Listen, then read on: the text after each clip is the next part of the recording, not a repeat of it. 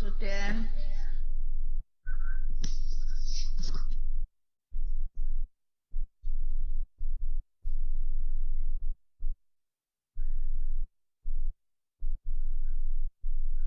Belum.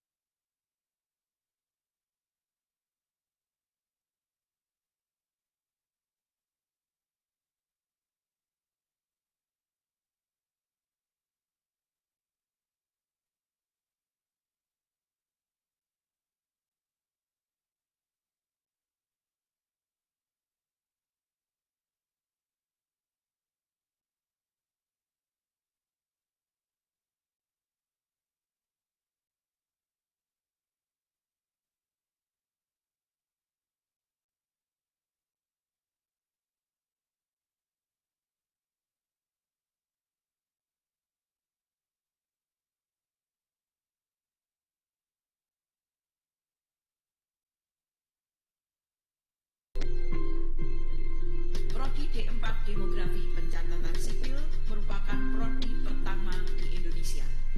Prodi D4 Demografi Pencatatan Sipil setiap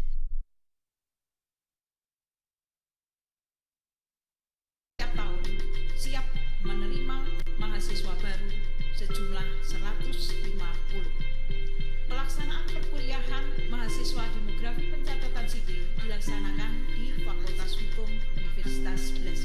Pelaksanaan perkuliahan di Gedung 3, Lantai 4 memiliki fasilitas laboratorium komputer yang ada di Fakultas Hukum Universitas Sebelas dan didukung adanya laboratorium untuk perkuliahan praktek di 7 kantor dinas kependudukan dan pencatatan sipil Solo Raya dan Semarang Raya.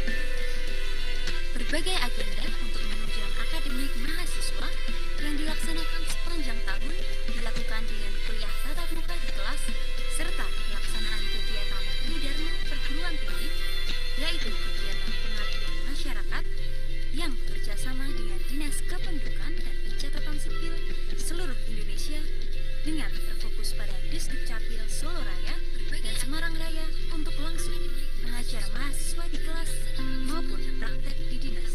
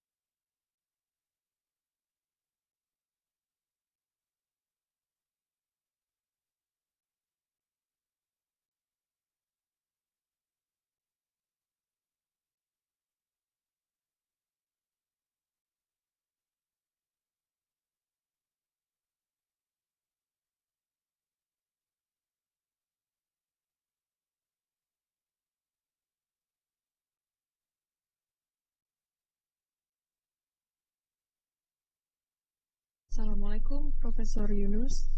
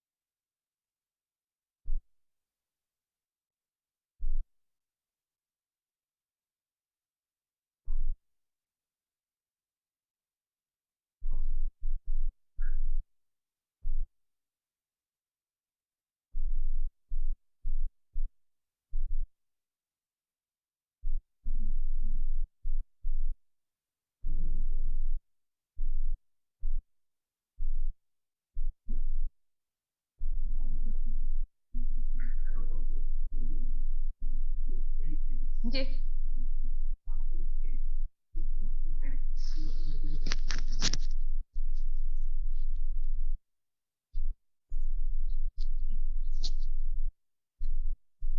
Tes tes. Tes tes.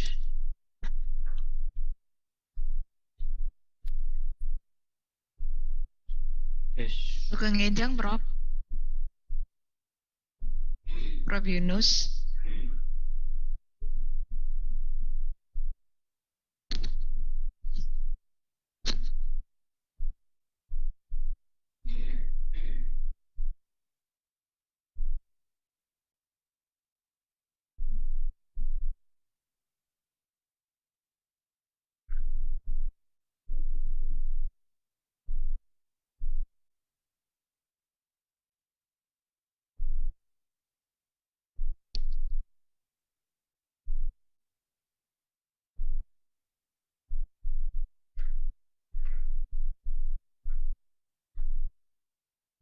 Tes. Sugeng Enjang, Prof Yunus.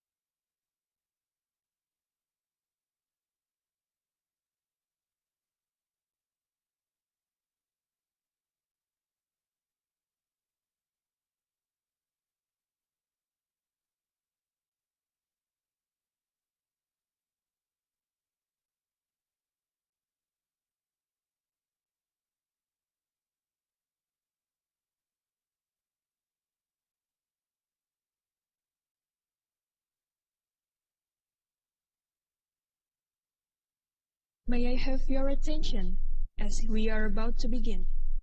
Please have a seat and settle down. We would like to remind you to please mute your microphone, and you could turn on your camera during the whole session, but please in polite position. Thank you. The Honorable Professor Dr. Ir Ahmad Yunus, Magister of Science, as the Vice Rector of Academic and Students Bureaucracy of Universitas Sebelas Maret. The Honorable Ms. Sri Wahyuningsih Yulianti, Magister of Law, as the Head of Department of Diploma for Demography and Civil Registration. The Honorable Ms. Diana Lukitasari, Magister of Law, as the Chair of Conference. The Honorable Mr. Zudan Arifakullah from Ditjen Dukcapil Kemendagri, Indonesia. Mr. Jonathan Marskal, the COTAS Team Leader ID4D Indonesia. Associate Professor Nur Zaman Janjis, PhD, from King Faisal University, Saudi Arabia. Mr. Rezi Eko Charaka, PhD, from Department of Statistics, Seoul National University, South Korea. Professor Wolfgang Latz, leader of the Work Population Program of the International Institute for Applied System Analysis, Austria, as speakers. And as we beloved, as all participants, ladies and gentlemen, Assalamualaikum warahmatullahi wabarakatuh. Peace be upon you. Good morning, ladies and gentlemen. It has been an honor for me. My name is Jasmine. On behalf of the organizing committee, I would like to welcome each and every one of you to the International Conference on Demographics and Civil Registration 2021. We appreciate you taking the time of your business schedule to join us here today. Before we begin, let me deliver the agenda of today's event as follows. Number 1, listening to the national anthem of Indonesia, Indonesia Raya. 2, the speech from the conference chair. 3, the speech and opening remarks from the Vice Rector of Academic and Students Bureaucracy of Universitas Sebelas Maret. 4, the plenary session from speaker that will be guided by moderator. 5, coffee and break session. 6, back to the plenary session from speakers that will be guided by moderator. 7, closing remarks. Ladies and gentlemen, continue to the next session. We would like to invite all of you to listen to Indonesia's national anthem, Indonesia Raya. Please join us with silence.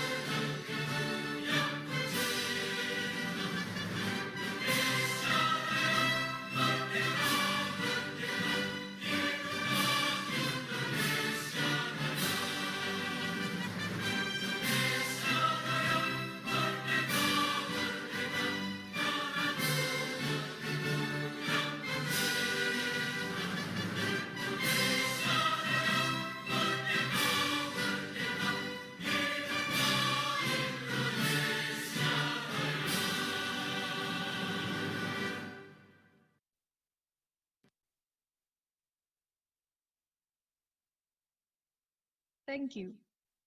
Ladies and gentlemen, continue to the next session. Now we invite our conference chair to give the speech. Please welcome Ms. Diana Kitasari, Magister of Law. Thank you, MC. Bismillahirrahmanirrahim. Assalamualaikum warahmatullahi wabarakatuh. The Honorable Professor Dr. Jamal Wiwoho, SIM Hum, Rector of Universitas Sebelas Maret. The Honorable keynote speakers, Professor Dr. Ahmad Yunus, Master of Science, the Vice of Academic Rector, Professor Dr. Sudan Arif Fakrullah, Director General of Population and Civil Legislation, Ministry of Home Affairs, Republic of Indonesia, Mr. Jonathan Marskell, Kotas Team Leader ID for the Indonesian World Bank, Associate Professor Dr. Jamal Janji, King Faisal University, Saudi Arabia, Rezi Eko Charaka, Master of Science PhD, Department of Statistics, Seoul National University, South Korea, Professor Wolfgang Lutz, leader of the World Population Program of the International Institute for Applied System Analysis, Austria. The Honorable invited speaker, all other speakers, guests, and participants. Ladies and gentlemen, Alhamdulillahirabbil alamin. First of all, let's say thanks to Allah who has been giving us guidance, happiness, healthy, and mercy. So in the COVID pandemic, we can attend and participate in the first international conference on demographic and civil registration. As the chairperson and on behalf of the organizing committee, I am delighted to welcome to you to the first International Conference on Demographic and Civil Registration 2020. The theme of this exciting forum is Challenges on Population, Data Security, Demographic Behavior, and Transformation in the Openness Era. The first INCODEC 2020 invites research, academics, educators, practitioners, government agencies, and consultants around the world to attend and share their insight, perspective, and new trend of research. The conference accepts scholarly manuscript of the latest development in demographic and civil registration, including literature review, conceptual paper, and research report with or related to the theme of the conference. We are extremely grateful to Professor Dr. Jamal Wiwoho, SIM Hum, Rector of Universitas Sebelas Maret, Professor Dr. Insinyur Ahmad Yunus, Master of Science, the Vice Academic Rector, Professor Dr. Sudan Arif Fakrullah, Professor Jonathan Marskell, Associate Professor Nur Zaman Janji, Rezi Eko Charaka, and Professor Wolfgang Lutz. We owe so much to you, the distinguished speakers who take time out of your busy schedules to share your experience with us these days. We appreciate your willingness to openly share your knowledge and experience. The conference is not able to come into the reality without wholehearted support from many parties. Therefore, on behalf of this committee, I would like to take this opportunity to extend my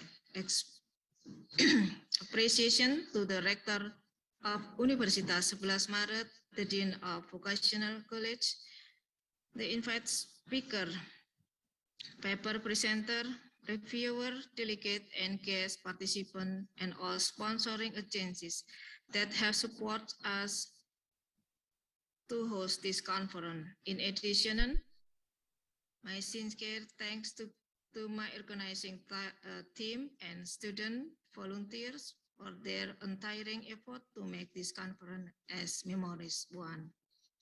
I wish all presenter and participants thoughtful and memorable experience at the first INCODEC 2020 in Solo. Last but not least, we hope we'll meet again at the Second International Conference on Demographic and Civil Registration, second in Codec 2022. Thank you. Assalamualaikum warahmatullahi wabarakatuh.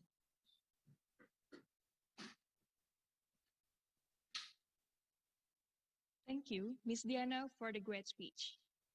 Ladies and gentlemen, let us continue to the next session. Now we invite the Vice Rector of Academic and Students Bureaucracy of Universitas Sebelas Maret to give the speech and opening remarks. Please welcome Professor Dr. I.R. Ahmad Yunus, Magister of Science. For Professor Dr. I.R. Ahmad Yunus, Magister of Science, time is yours. Assalamualaikum warahmatullahi wabarakatuh. Good morning, ladies and gentlemen.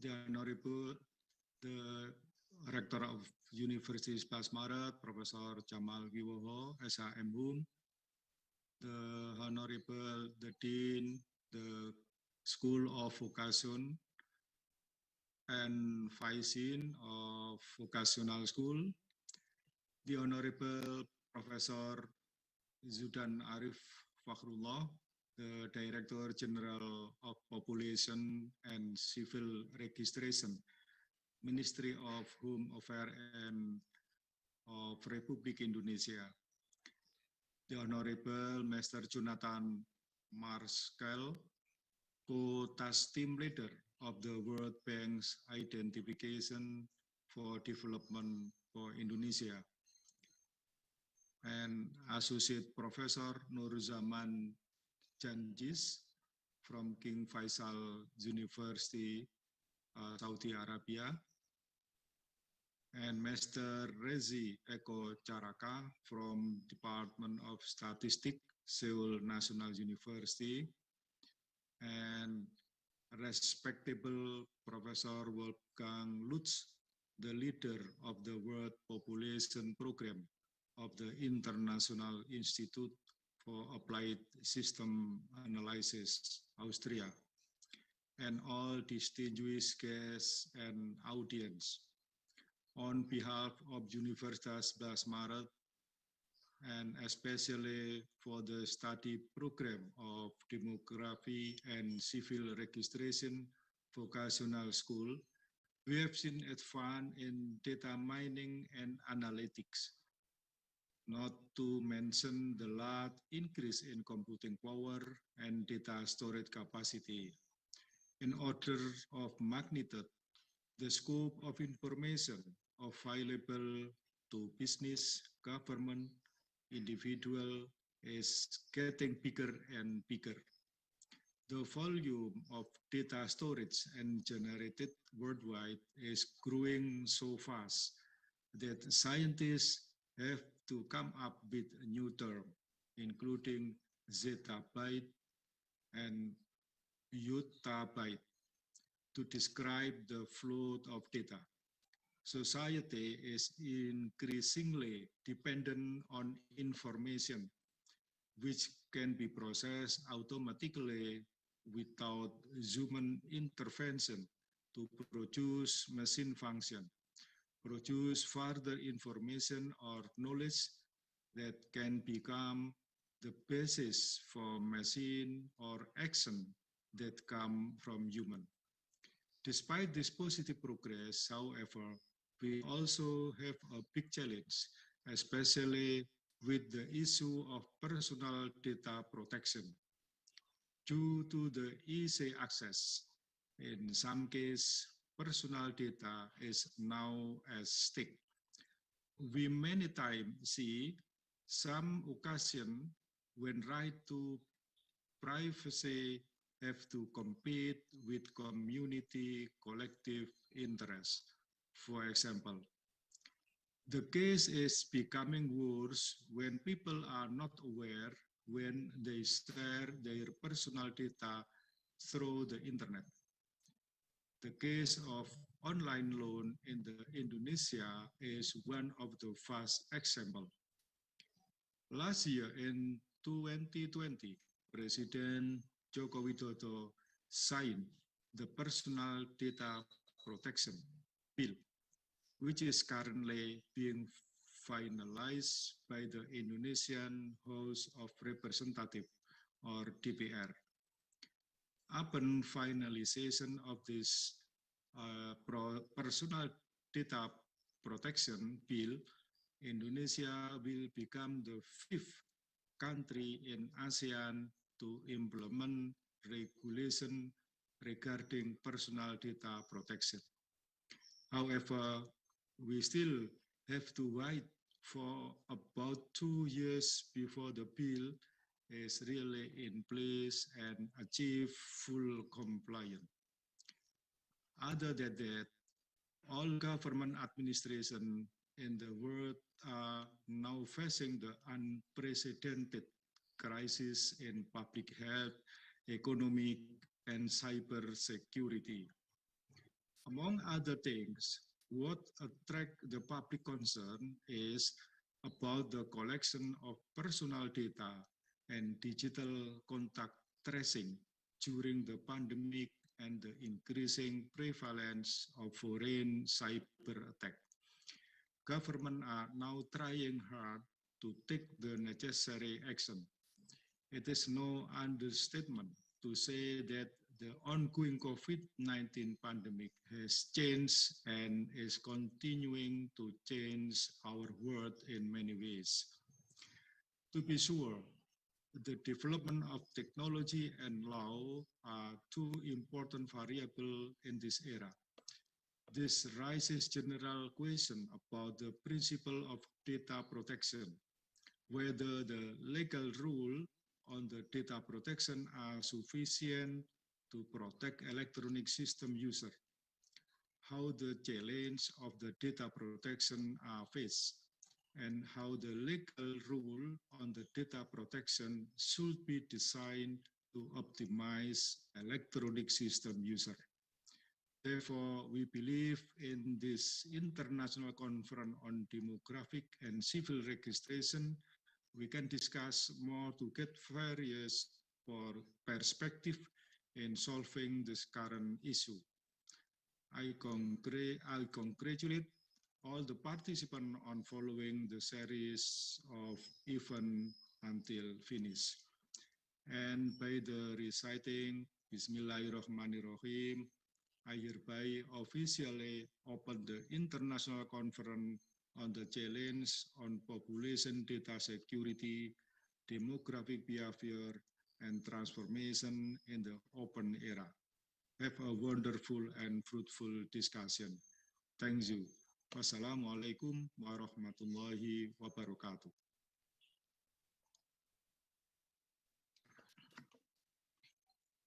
Thank you, Professor Dr. Ir Ahmad Yunus, Magister of Science, for the opening remarks.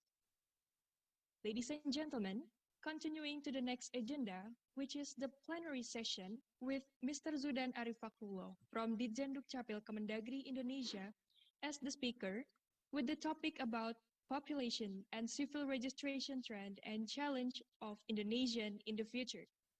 This session will be guided by our first moderator, Ms. Fatiha Najma. Ms. Fatiha Najma is a senior year student of English Education Department of Universitas Sebelas Maret. She has big interest in education, empowerment, human behavior, and culture.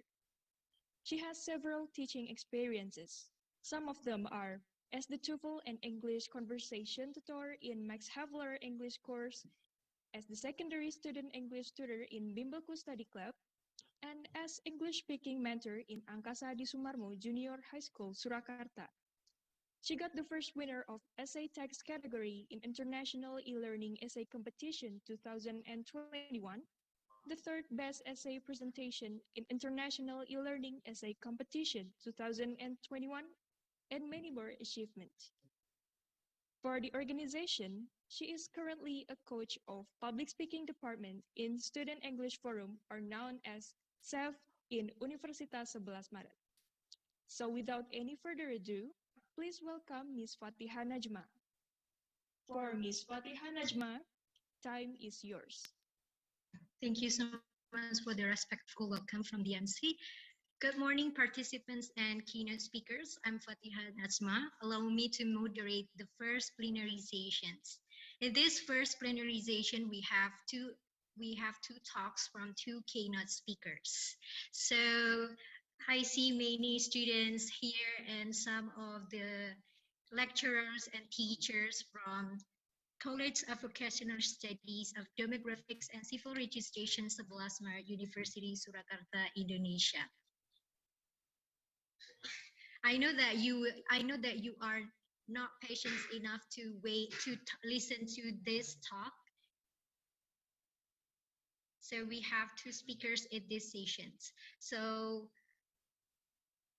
before we start our talk, let me remind you about the Q&A session and procedure. So the Q&A session will be at the end of the session, so it will be after the talks, and you may deliver it via chats in the chat box, or you may deliver it directly by unmute your microphone and ask your question to the speakers. So let's welcome to our first speaker. So the keynote speaker here is Professor Dr. Zudan Arif Fakrullah, Bachelor of Law and Magister of Law. The Professor Zudan Arif Fakrullah is a Directorate General of Populations and Civil Registrations Agency of Home Affairs Ministry of Indonesia. He was also an alumnus from our lovely campus. He was graduated from Law Faculty of Sebelas Maret University. He continued to master program of law in Diponegoro University.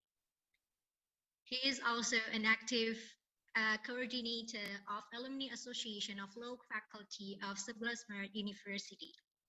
If you are also on TikTok, you may find his page advocating about population and civil registrations of Indonesianese. I have been scrolling with Professor Dr. Zudan page TikTok, and I got many insights of population and demographics and civil registration thing. So I know that you will not be, I know that you are not patient enough to listen to Professor Dr. Zudan Arif Fakrullah. So let's welcome Professor Dr. Zudan Arif Fakrullah. The screen is yours. Yeah.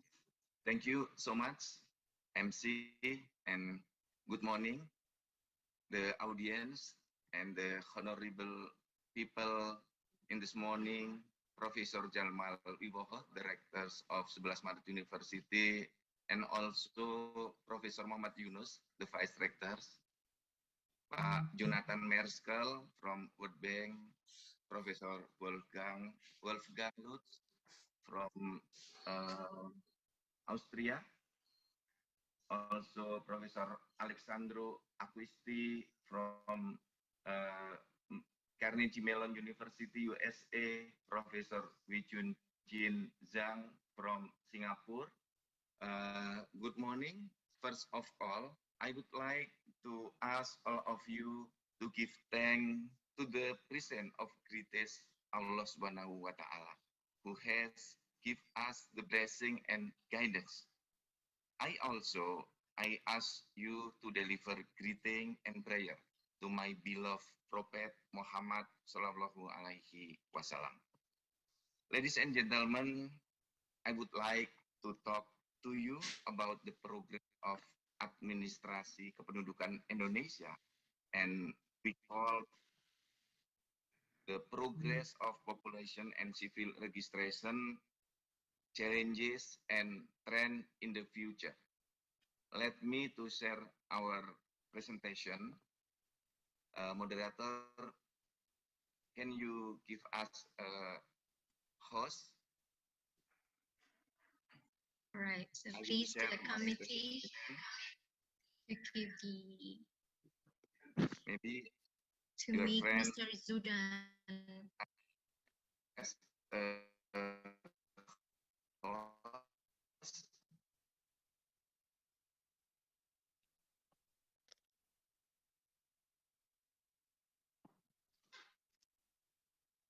Let me share my presentation. First, my title is Population and Civil Registration, Trend and Challenges of Indonesian in the Future. First, the population and civil registration in Indonesia. We have a state affair in our country.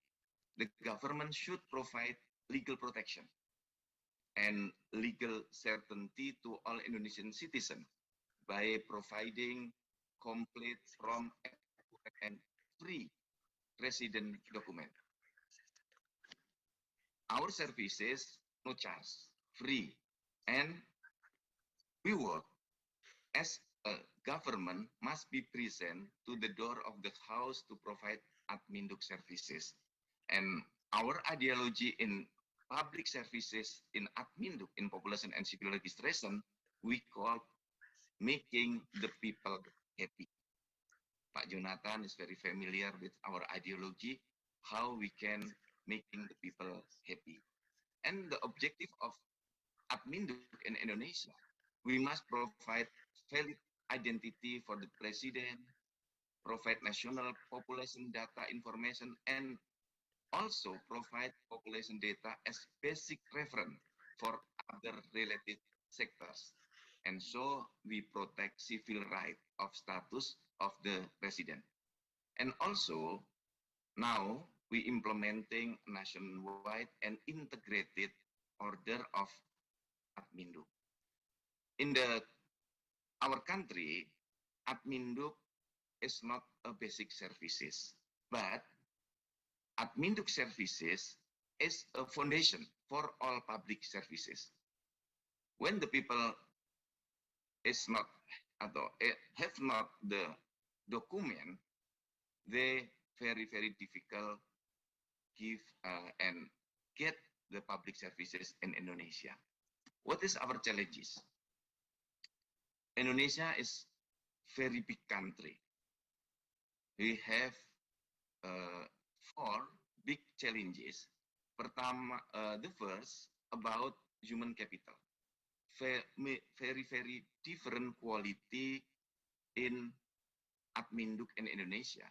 We have about 514 offices in the local government. The secondly, geographic.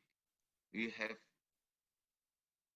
about 17,000 islands in Indonesia, more than 17,000 islands. And we have in Indonesia 3 time zone. The time zone Sumatra different with Sulawesi, and Sulawesi different time zone with Papua. And gap in the infrastructure in Indonesia. And our population is very big. Number 4 in the world. China the first, India the secondly, and US the third. Then how we can manage our challenges with the big population? And it's our work in now our government and my friend in more than 5,000 local government still give the best services in the population and civil registration. Ladies and gentlemen, now we build one big data. Why one big data must we build now? And I think, big data, our big data is not perfect, but we are doing, it's not only building the Indonesian population administration. It's not like that, but much deeper than that. We know building the nation branding and reputation. We are preparing new Indonesian civilization with a strong population database and single identity number. Our future is single identity number with one big data, one data population, and one data Indonesia. Now, ladies and gentlemen, we have 14 Capil big programs. This is our big program in 5 years. First, we give our people integrated services. When the people come to my office, they need maybe death certificate to his father or his mother. We give him KTP, we give him family register. And for issuing KTPL, we cannot use recommendation from the community. No recommendation again from RTRW. And also, now we can recording and printing KTPL outside of the domicile. For example, our domicile, my domicile is in Jakarta, but when my KTPL missing, I can print out my KTPL in Surabaya when I'm going to Surabaya. And number 4, our program is acceleration of birth certificate coverage. When the people is not many document, we use SPTGM. Absolutely, they can declare who is father, who is mother. And number 5, we build an ecosystem for all purpose use of population data and document. This is how utilization of data. And admin services go to online. It's not birth certificate, but all of document we can online. And the number 7, we have big program about utilization of population data for all purposes. And only we use GIS, Geographic Information System, based on population data presentation. And form the police for the about police and friends and the police college, we use the face recognition to law enforcement. For the law enforcement, we use face recognition, we use biometric.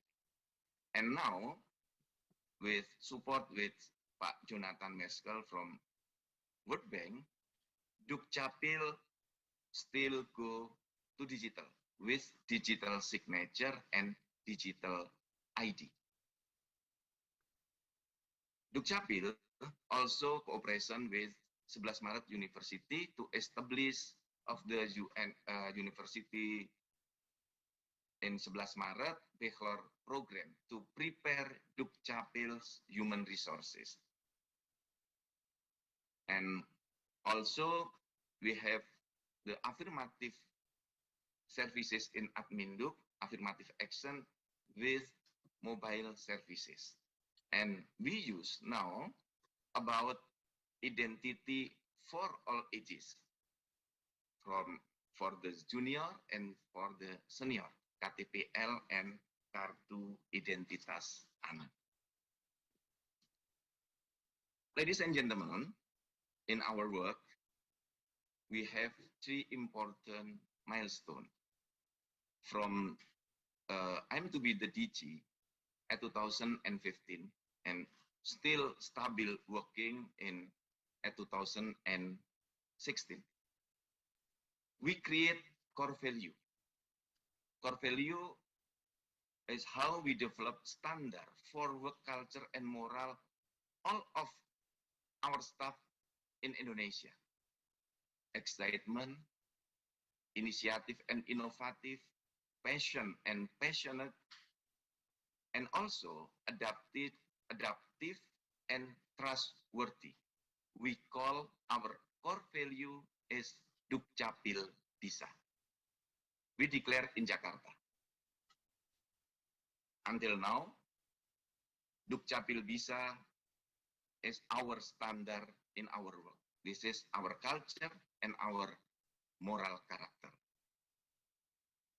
And then in Batam, we declare in 2018, we call GISA, Gerakan Indonesia Sadar Admindu.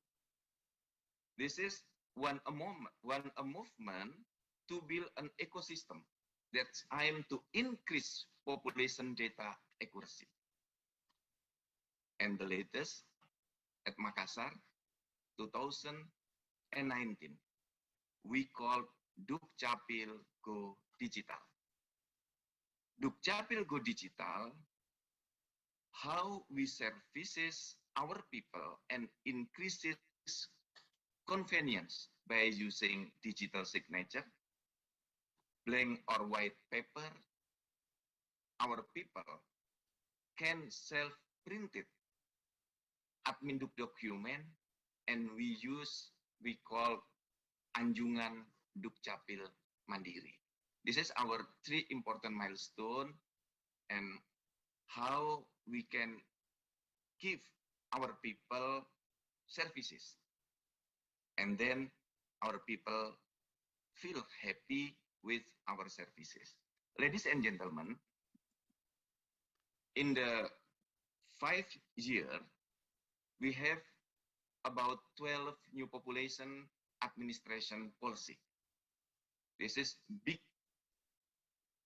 policy that we are implementing in the 5 years.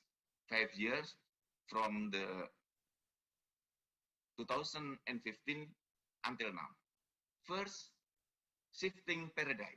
We shifting from passive system to active system. And secondly, change the principal event to the principle of domicile. And the third, KTPL valid for life as long as there is no change in the data element. And number 4, our policy is all of our services in Adminduk is no charge, it's free. And this is different with the system in the decentralization of Indonesia about human capital. Dukcapil officials are appointed and dismissed by my minister, the Minister of Home Affairs, to be semi-vertical institution. And about data, population data for development and government purposes must use data from MOHA. This is our big program, is also our big policy. Number 7, record and print out KTPL weekend outside of our domicile. And number 8, acceleration of birth certificate. Number 9, each tomb has a funeral book. Number 10, management of KTPL and birth certificate without recommendation from the community. Just only with KK. Number 11, resident identity card for all age, KTPL and KIA. And the latest digital services or digital Dukcapil Go Digital with digital signature, white or blank paper, Anjungan Dukcapil Mandiri, and self print out from this in the people everywhere. It's not only in the office of Admindu. Ladies and gentlemen, we have many transformation when Indonesia built administration population in the about 20 years. About 20 years, more than 20 years. And as a DG, number 8, number 9, number 10, we can do now. Data utilization era, yeah. online era, and now we we we we work with Recording in Indonesian progress. ID. This is three transformation in 2015 until 2021 now. Ladies and gentlemen, about single identity number policy. Indonesia, from 2006, we sounding about single identity number policy. The unique number, distinctive, single, and added. And NIC, now NIC use the institution use NIC for all transactions. Now, basis in issuing passport, driving license, tax number, now use the NIC, insurance policies, plan certificate, and other identity document. Ladies and gentlemen, about administrative and population now, many institutions utilization data from Dukcapil. From example, Kementerian Sosial, ya, Kementerian Agama, BKN, Badan Pertanahan, Polis, ya, from the tax institution, Direktorat Jenderal Pajak, Kementerian Pertanian, they use regularly population data from Dukcapil. And now,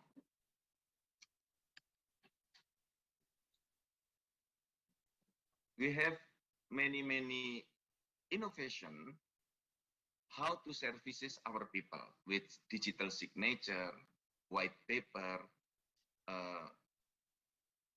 We send soft copy PDF file to our people they can print out in their home. So also we use Anjungan Dukcapil Mandiri and online registration.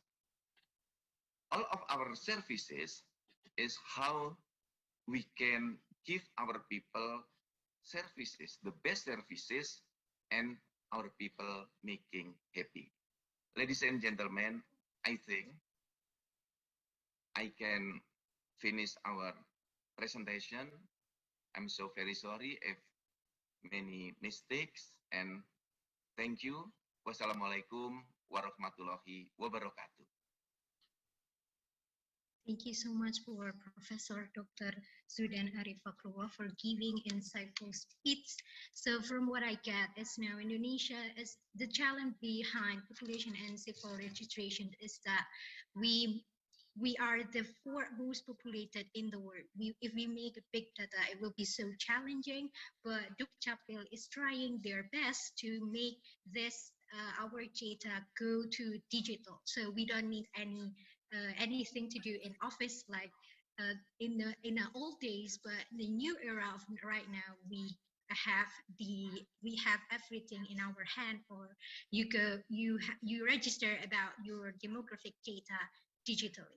So I would like to remind the participants that you can ask any questions by dropping on the chat box or directly ask to the speakers, but we would like to you will have the chance to ask after the second keynote speaker from this first plenary session. So I would like to call our second keynote speaker. So we have Jonathan Marskell, MA. Jonathan Marskell, MA is a senior program officer with World Bank's Group Identification for Development, or ID4D initiative.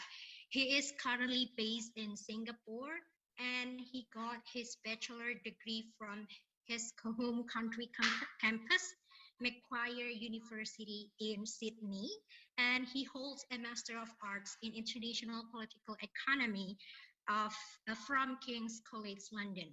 Before joining ID4D in 2016, he was a consultant on identification, civil registration, and vital statistics in the Asia-Pacific region for UNICEF, UNHCR, and IOM, including 5 years in Bangkok. We are so happy to have Pak Jonathan Marskell, MA, here. So I know that the participant would like to hear and listen and learn from Mr. Jonathan about the next section.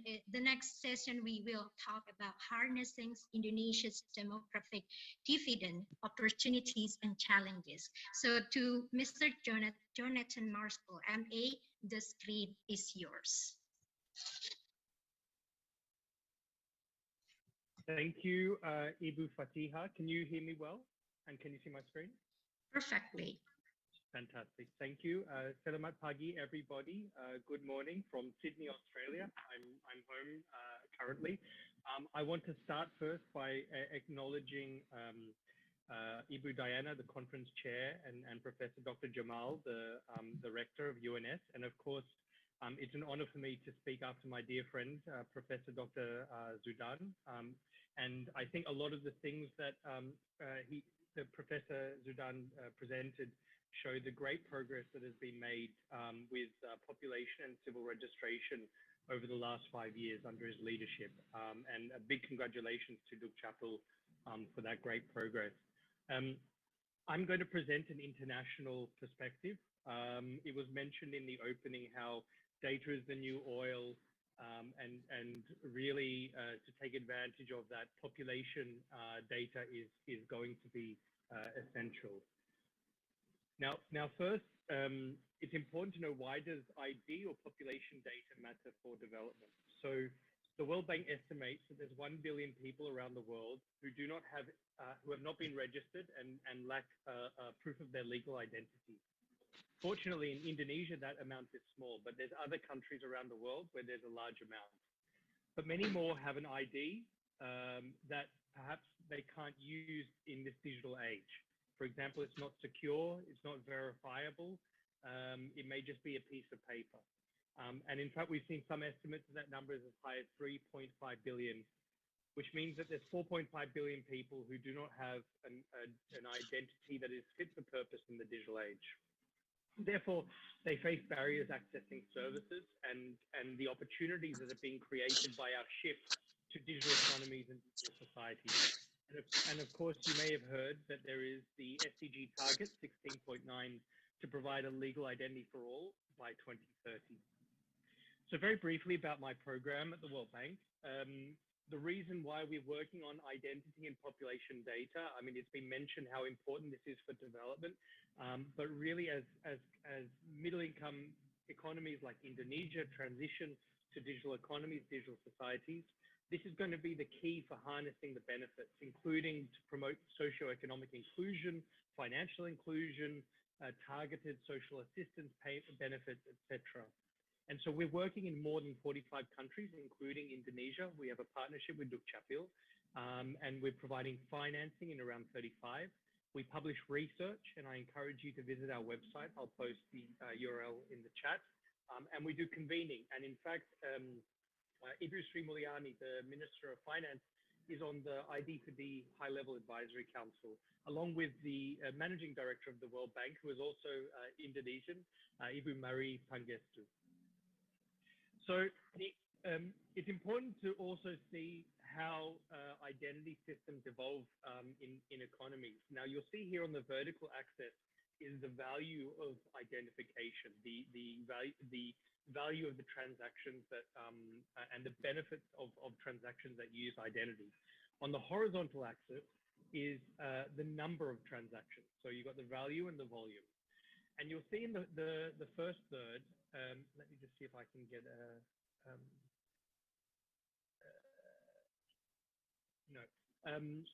you can see in the first third, the local society and economy. There's low value, low number of transactions. And then as economies become more integrated and globalized, there's an increase in the number of and value of transactions. And that led to, and we've seen this in Indonesia, the introduction of physical ID cards, and also with more security features, for example, in those cards. But then that transition to the final third, which is digital economies and societies, there's an opportunity to develop trusted digital identity. And I'm going to explain what that is in a few moments. But that should be distinct from just digitizing what already exists.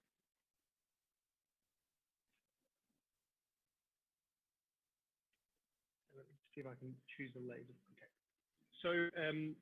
So when we work in countries, we support them across 4 layers.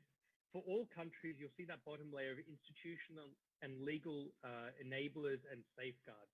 That's things like data protection frameworks, cybersecurity frameworks, inclusion frameworks, etc. Every country has to deal with those issues, so that's common. Then there's countries that are building their foundational systems and registers. Indonesia obviously already has this. This is the national ID, population registry, civil registry. Then it's the linkage with service delivery. So using that data to support increased access and better delivery of those services. And then finally, digital identity, as I mentioned, to do trusted online transactions. And Indonesia is already there in that second part of the pyramid and is moving up, as Professor Sudan just presented, to that third layer. So to explain what digital identity is, there's a cartoon here from the New York Times more than 30 years ago. On the internet, nobody knows you are a dog. And unfortunately, 30 years later, the same is the case. We still do not know who is behind a screen name on the internet, and people cannot prove their identity completely online because the systems may not exist yet. This is, as a result, people have to go to a physical office or they have to post documents in order to complete a transaction end-to-end online. So in other words, taking a selfie with your ID card, this is not digital identity. This is digitized identity. Digital identity is usually using smartphones, is using cryptography, other verification technologies, binding that with the person, and establishing trust through technology. So there's different methods of establishing that trust and authenticating the person. There's obviously biometrics, which is, for example, taking a selfie. Then there's something that you know, which is a password or PIN. And then that's usually combined with something that you have, whether it's a phone or a smart card, for example. And the more factors of these that you have, the more security you have in the transaction. I also want to demonstrate why it's not just about proving who you are, but also what you are. So who I am is Jonathan Maskell. If I'm accessing a service online, let's say opening a bank account, applying for credit or applying for a passport or applying for a loan, they don't just want to know that I'm Jonathan Maskell, because that limits the value of they don't have any evidence to support the other elements of the transaction. Can I pay off the loan? Am I a citizen? Those kind of things. So really, it's more than who you are. It is about what you are. So it's that I'm Jonathan Maskell. I am Australian. I work for the World Bank. I have a degree from King's College London, and I own an apartment in Sydney. So we need to shift our mindset. It's not just about identity, but it's also just about data and what you are. So I want to show some examples of how countries have linked identity with services. In India, you may have heard, there's an identity system called Aadhaar. It is very similar to KTPL, but there's no card, it's just the number. They've used this system to really boost financial inclusion. And in fact, between 2011 and 2017, they went from 35% bank account ownership amongst adults to 80%. That's literally hundreds of millions of new bank accounts opened. And how this was supported was, and how this works is, someone comes with their Aadhaar number, just like any car, and they provide their fingerprint. The system matches the fingerprint against what is in the record. And then if it's a yes, it provides the relevant information that the bank or the financial service provider needs in order to satisfy the anti-money laundering requirements. Now, what were the impacts of this? First, this process takes 5 seconds. Second, because there's no data entry, there's no data errors. Third is it's paperless. It's all completely digital. It's using APIs, machine readable, digitally signed data, so it can all be automated. And so this reduced the cost of onboarding substantially. It also reduced the risks of onboarding, which meant that low-income individuals became more attractive customers. Then there's an example in Thailand for the health insurance. In the early 2000s, and you may have heard of the universal health insurance system in Thailand, they had 4 different health insurance programs. And this had pretty good coverage. I think it was around 75% or something like that. But they also, like Indonesia, had a national ID system, population data system, that covered the entire population.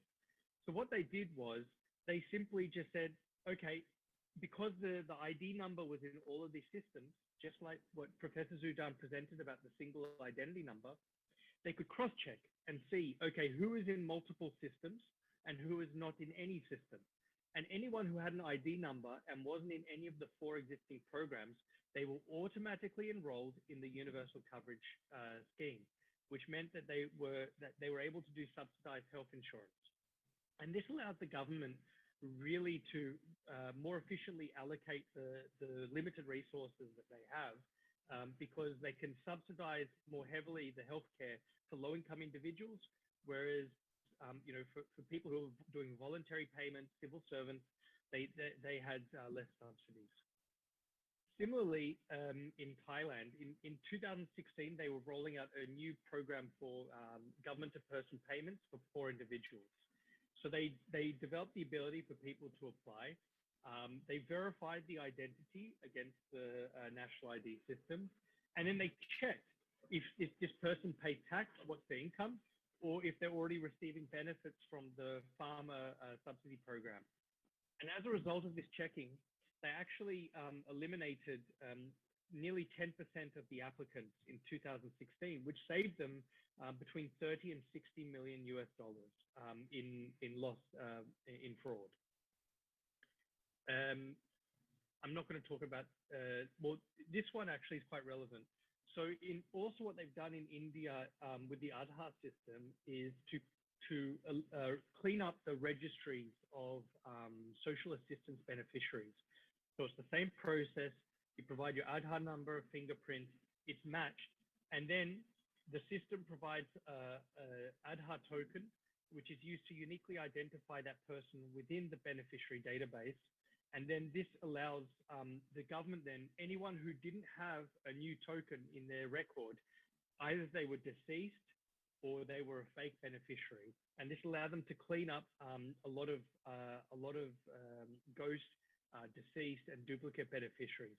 But of course, if you're going to do this kind of thing, it's very important to reduce any risks of excluding legitimate beneficiaries.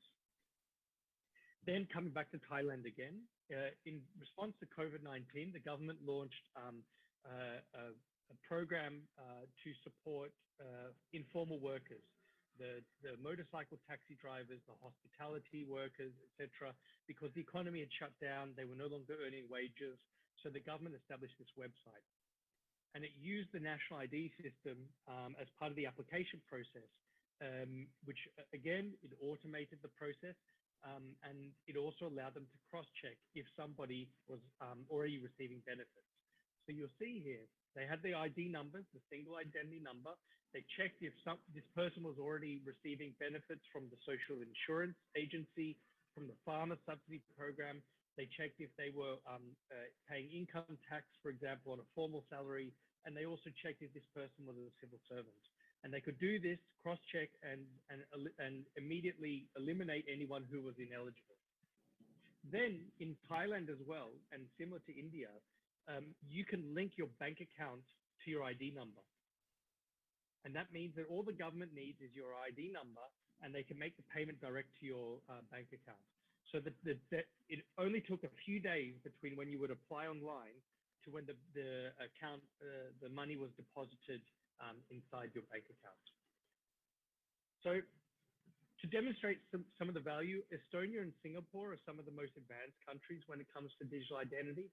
In Estonia, you've probably heard more than 99% of government transactions can be done completely online.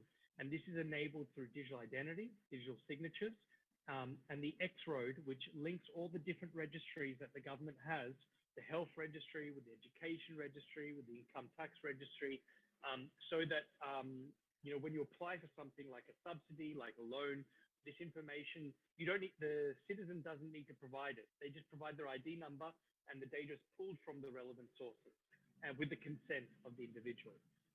And then in Singapore, where I live, they've developed the SingPass digital identity, which allows you to access 1,700 public and private sector services. They even have special apps for the visually impaired, emphasizing the importance of inclusion. There's different models for designing digital identity systems. There's a centralized system where there's a single app that is connected to all the services. There's a federated system where you give people the choice. So it's just like, for example, today when you sign up for some kind of app or website, you're asked, do you want to use your Google account, your Facebook account, your Twitter account, LinkedIn account? That's federation. So imagine if you could use, for example, your Dukchapel ID or your Gojek ID or your Tokopedia ID or whatever it might be to access the service. Then there's decentralized wallets, which I'm going to talk about in a second. So here's a decentralized wallet, and this is the emerging proposal in the European Union, which is just like we have a physical wallet where we keep our ID cards and our cash. The digital wallet, which you've probably seen, Apple is rolling it out, Google is rolling out for Android, where you would store a digital form of your documents in your phone. And they would show, to verify it, it would just simply be with a QR code. So you see here in this example with Robert, he's got his French national ID card, his Dutch driving license, his French passport, and his Danish diploma, all in that digital wallet. Now, the benefit of the digital wallet is that you do the verification or the validation against the credential, against the phone, rather than the database, which provides more flexibility and also is better from a privacy perspective. Then there's the opportunity to develop what's called a digital stack. A digital stack, really, anyone who knows software engineering knows that a stack is when you combine different components to execute some kind of application. So digital identity, electronic signatures, trusted data sharing, digital payments. When you combine those three things, that's pretty much the bulk of any kind of public or private sector transaction. And so when you can link them with APIs, this allows these platforms to build on top of each other. So for example, I can go online, use my digital identity to consent to sharing my health information, or I can apply for a government support payment using my digital identity. I consent to sharing my data or my financial records, my property records, my employment records, and then I can receive the payment in the bank account that's linked to my digital identity. So this enables paperless, presenceless, cashless transactions, as well as data empowerment. And then there's the cross-border use cases. So with a digital identity that doesn't require any kind of physical interaction, there's an opportunity, for example, to do cross-border digital transactions without the need to be physically there. So you could have a mutual recognition arrangement with Singapore for their SingPass. So someone from Singapore can register a business in Indonesia, an Indonesian can do the same in Singapore, open a bank account, apply for a loan, etc. You can even look at the ASEAN level. There's a number of countries like Singapore, Malaysia, Thailand, Philippines, Vietnam, who are looking at digital identity now. You could look at Australia. There's all across the world. There's the European Union already have the EIDAS framework. Canada has the Pan-Canadian Trust Framework. Peru, South Africa. The world becomes your oyster. So in order to measure success when it comes to digital identity, the terms that we use are inclusive and trusted. Inclusive implies that can anyone get an ID? The second, though, it's not just about getting the ID, can they use an ID? In India, for example, some people can't verify with their fingerprints. Elderly have damaged fingerprints, manual laborers have damaged fingerprints, etc. So perhaps they need to move multimodal biometrics, which of course you have in Indonesia. And likewise, in terms of inclusion, can any service provider interface or integrate with the system?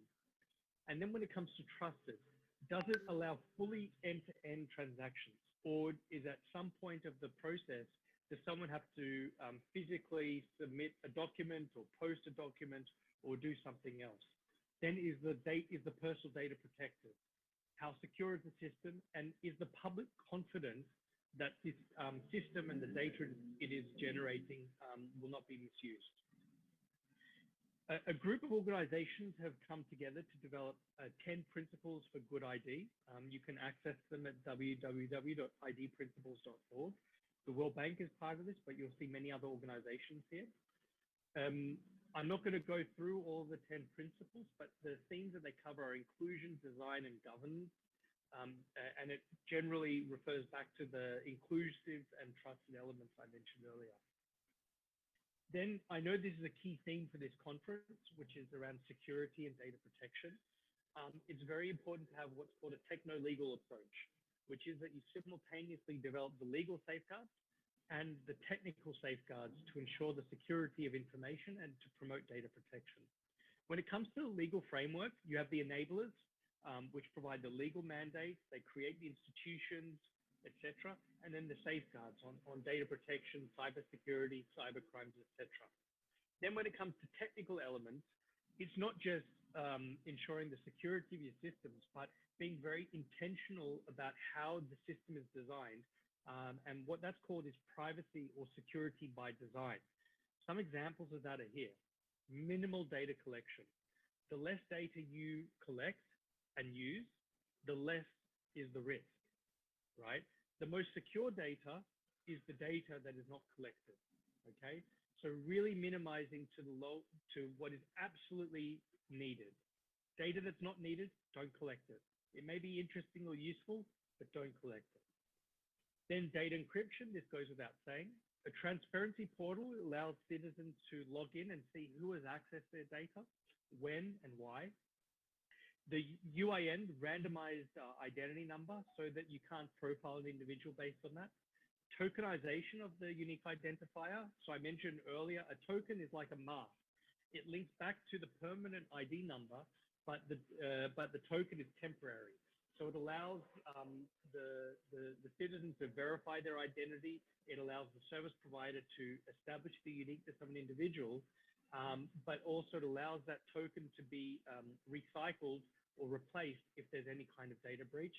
And then finally, greater user control. So allowing people to lock and unlock their records, those kinds of things. We've recently, the World Bank has published this research called Beyond Unicorns, Harnessing Digital Technologies for Inclusive Development in Indonesia. You can access it at www.worldbank.org/digital-Indonesia. The key question for this research was what can be done to allow all Indonesian citizens and businesses to benefit from the digital economy.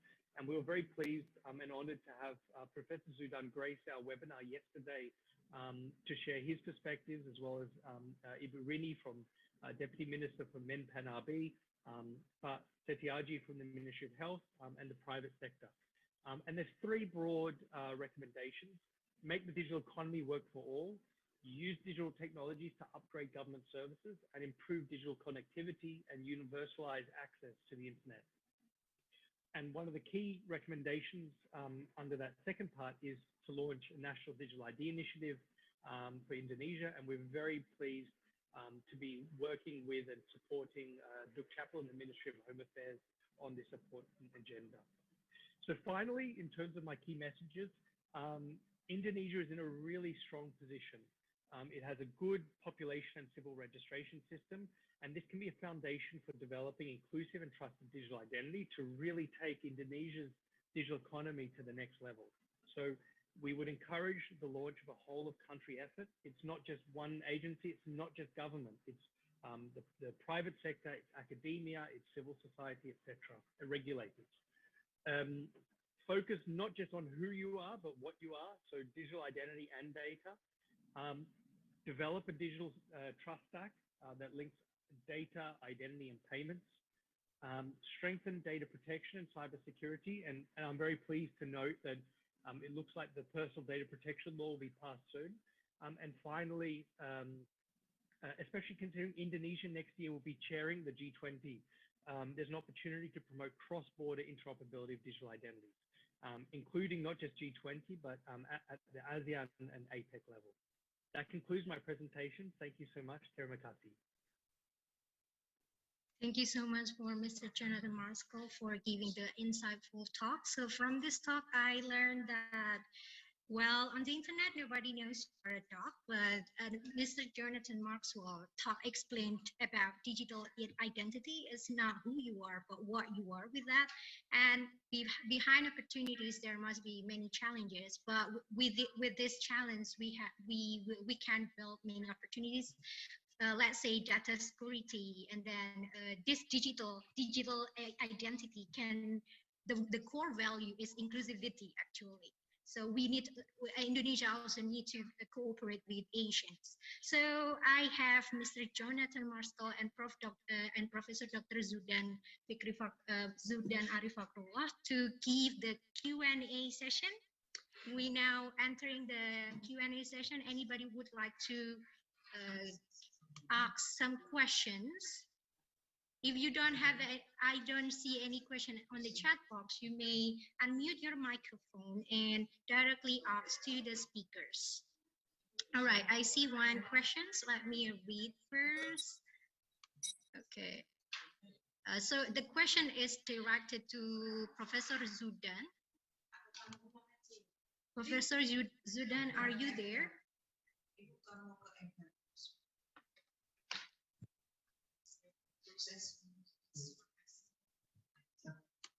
All right. So it's from Mr. Agus Hendrianto from Faculty of Teacher Training and Education, UNS. He asks that in this digital era, everything should be integrated, especially on using ID or KTP, but we often need a copy of ID or KTP in the bill. Well, we have been using KTP. What do you think about this? But I guess I don't see Mr. Zudan here. All right, so let's move to the next question that is directed to Mr. Jonathan Marskell. So it is from various countries such as Thailand, India, and so on. Does the data of a single person get spatial protection from the government and the World Bank? The question is from Reza Satyo. Thank you for asking. Thank you so much for this question. I think I'm also going to try and answer the first question because there's some important things I'd like to add. But regarding this question, when countries introduce a personal data protection law, they normally create different categories of data. And that includes sensitive personal information. For example, biometrics or anything that may identify the individual or that may be used for discriminatory purposes. So for example, that may include race, religion, income, those kind of things. And what these, with this special category, there's usually additional responsibilities to secure that data and additional responsibilities with respect to consent. So to answer the question, yes, there is special protection. And that is, it's not necessarily the government that does this protection. It's certainly not the World Bank. The World Bank doesn't implement. We advise and we finance and support. But it's the responsibility of what's usually called a data processor.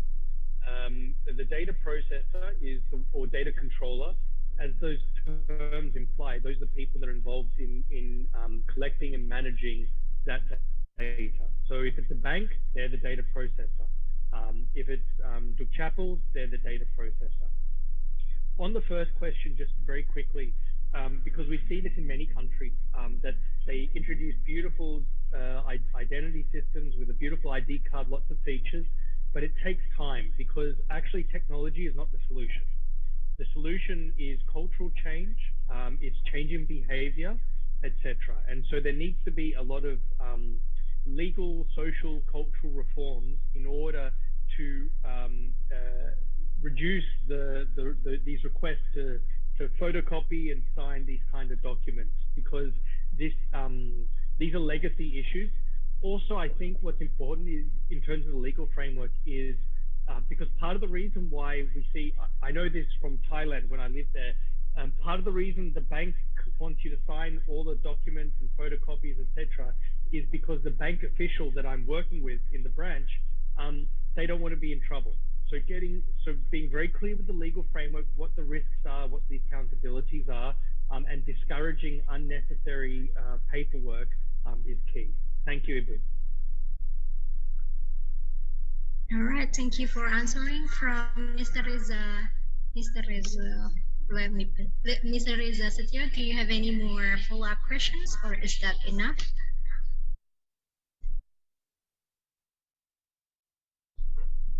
Yeah, I guess it's enough. So we are so sorry that Professor Zudan is now boarding to Kendari, so he is not here anymore. So we have Mr. Jonathan to perhaps answer 2 more questions. So do you have any more questions?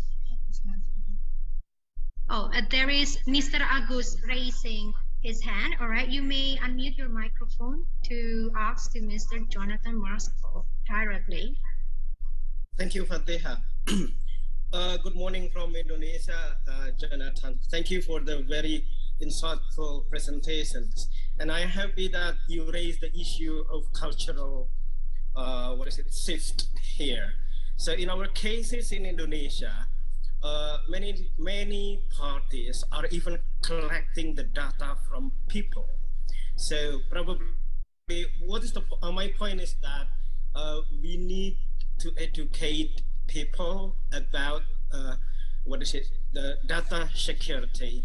So let's say, for example, many parties give let's say door prizes, for example, or even lucky draws, but they require people to write their names and then provide their ID numbers and even the address. Now, and I believe this is again the issue of behavior change or culture change. But again, that is one issue of data security. But my concern here is whether World Bank or any other parties provide some programs to educate people about data security. Because in some cases, many other parties misuse of this data. And if you read some papers from Indonesia, many are now trapped in illegal online loan. So your feedback, Jonathan. Thank you very much. Thank you, Pa Agus.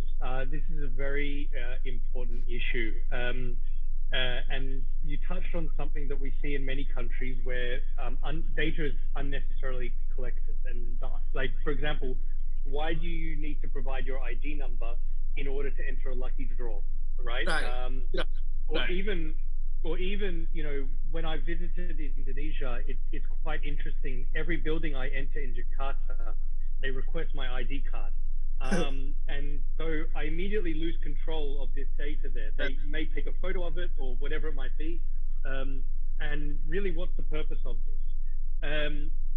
And this cultural change it takes a long time, unfortunately. And sometimes it requires incidents like big data breaches to wake everybody up, but also at the same time, this is the role of usually the Data Protection Commission or Data Protection Authority.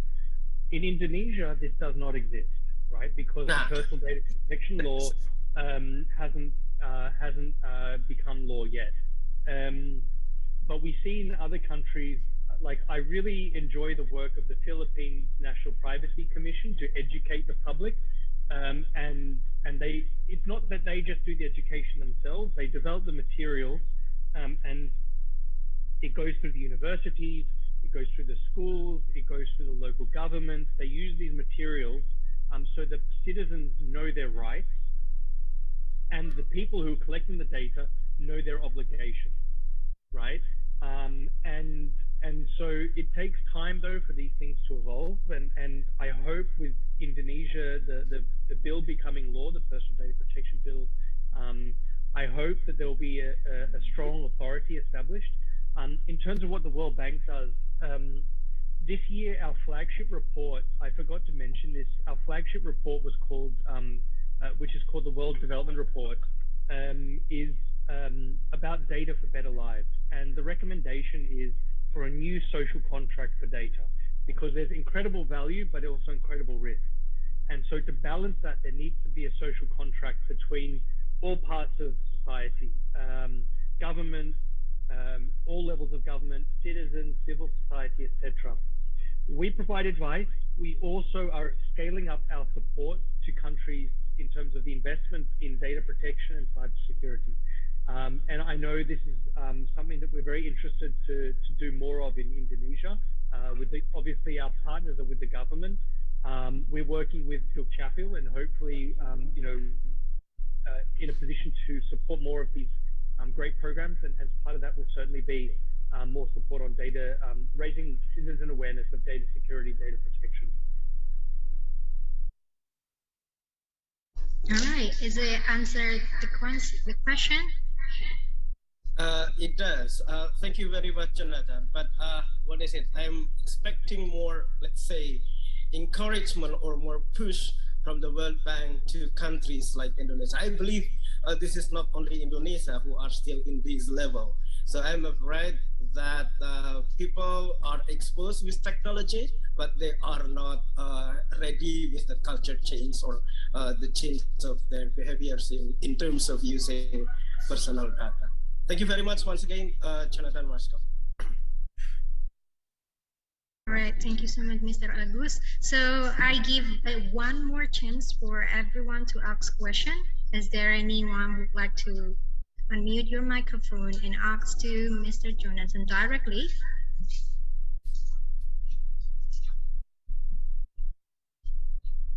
All right, I guess no. Is that enough? So before you leave, the committee would like to ask the presentation file. Can you, do you allow the committee to have your presentation? All right, I will send the link on your, I will send the link to upload your file in direct message to Mr. Jonathan. So that's the end of the first plenary sessions. Hopefully the participants learned a lot from these sessions. And thank you so much to Mr. Jonathan Marsko for giving your insightful speech. And this is also the end of my session to be the moderator. The next session will be with another moderator, and after this is the coffee break before the second plenary session. But before you continue your second plenary session, you should fill the attendance list. The committee has sent the link on the chat box. You may scroll up a little bit and you will find the link, and please fill your attendance. So before you leave, can you please any closing statement for your speech, Mr. Jonathan Marsko? No, I think the feedback also from Pak Agus is very well taken on board, and I think this is one of the critical challenges facing Indonesia, is taking advantage of the opportunities and mitigating the risks of digitalization. And I hope we can do more in Indonesia because it's a very exciting time. And I'd like to thank the organizers for the very kind invitation. I apologize if I got anything wrong, and I wish you all well in your studies, and I look forward hopefully to coming in person for the second conference next year. Thank you so much. Thank you. Thank you so much. All right, so I'm Fatiha, the moderator from first plenary session, signing out, and I'll be giving the floor to the MC. MC, the screen is yours. Thank you, Ms. Fatiha Najma, for guiding the first and second plenary session. Ladies and gentlemen, after this we will be having a coffee and break for 15 minutes. So we will be right back in 5 minutes later. So ladies and gentlemen, have a good break time and see you.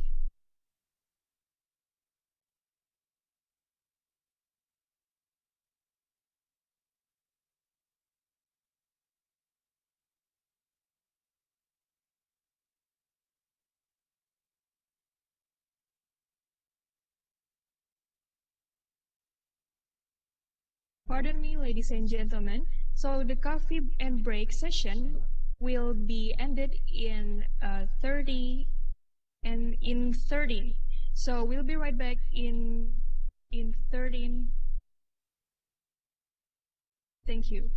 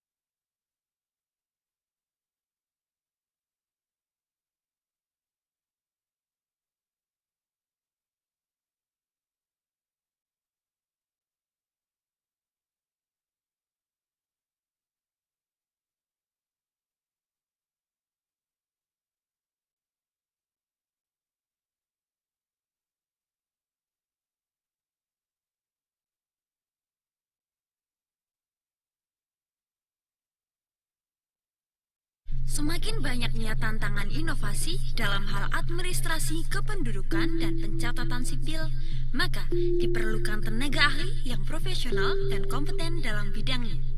Universitas 11 Maret melalui program studi D4 Demografi dan Pencatatan Sipil akan menjawab tantangan tersebut. Universitas 11 Maret bekerja sama dengan Direktorat Jenderal Kependudukan dan Pencatatan Sipil Kementerian Dalam Negeri Republik Indonesia untuk membentuk program studi yang khusus mempelajari ilmu-ilmu kependudukan dan pencatatan sipil. Program studi D4 Demografi dan Pencatatan Sipil berdiri pada tanggal 13 Juni 2017. Berdasarkan surat keputusan Menteri Riset Teknologi dan Pendidikan Tinggi Republik Indonesia tentang izin pembukaan program studi Demografi dan Pencatatan Sipil program Diploma 4 pada Universitas 11 Maret Kota Surakarta. Diprakarsai oleh Direktur Jenderal Kependudukan dan Pencatatan Sipil Kementerian Dalam Negeri Republik Indonesia, Profesor Dr. Zudan Arif Fakrullah SHMH di Fakultas Hukum Universitas 11 Maret yang saat itu dipimpin oleh Dekan Profesor Dr. Supanto SHMH. Prodi D4 Demografi Pencatatan Sipil merupakan prodi pertama di Indonesia. Prodi D4 Demografi Pencatatan Sipil setiap tahun siap menerima mahasiswa baru sejumlah 150.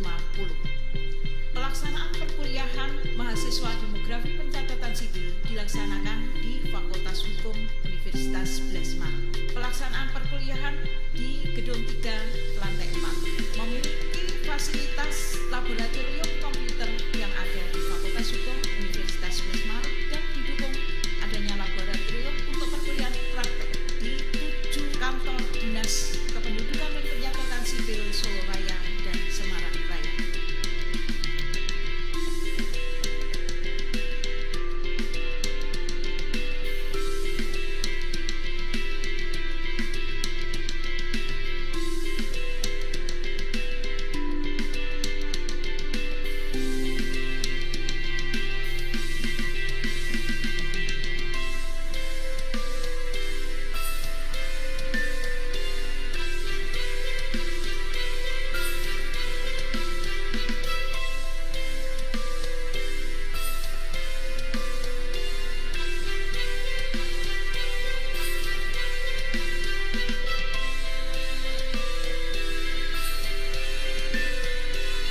Berbagai agenda untuk menunjang akademik mahasiswa yang dilaksanakan sepanjang tahun dilakukan dengan kuliah tatap muka di kelas serta pelaksanaan kegiatan tridharma perguruan tinggi, yaitu kegiatan pengabdian masyarakat yang bekerja sama dengan Dinas Kependudukan dan Pencatatan Sipil seluruh Indonesia dengan terfokus pada Disdukcapil Solo Raya dan Semarang Raya untuk langsung mengajar mahasiswa di kelas maupun praktek di dinas.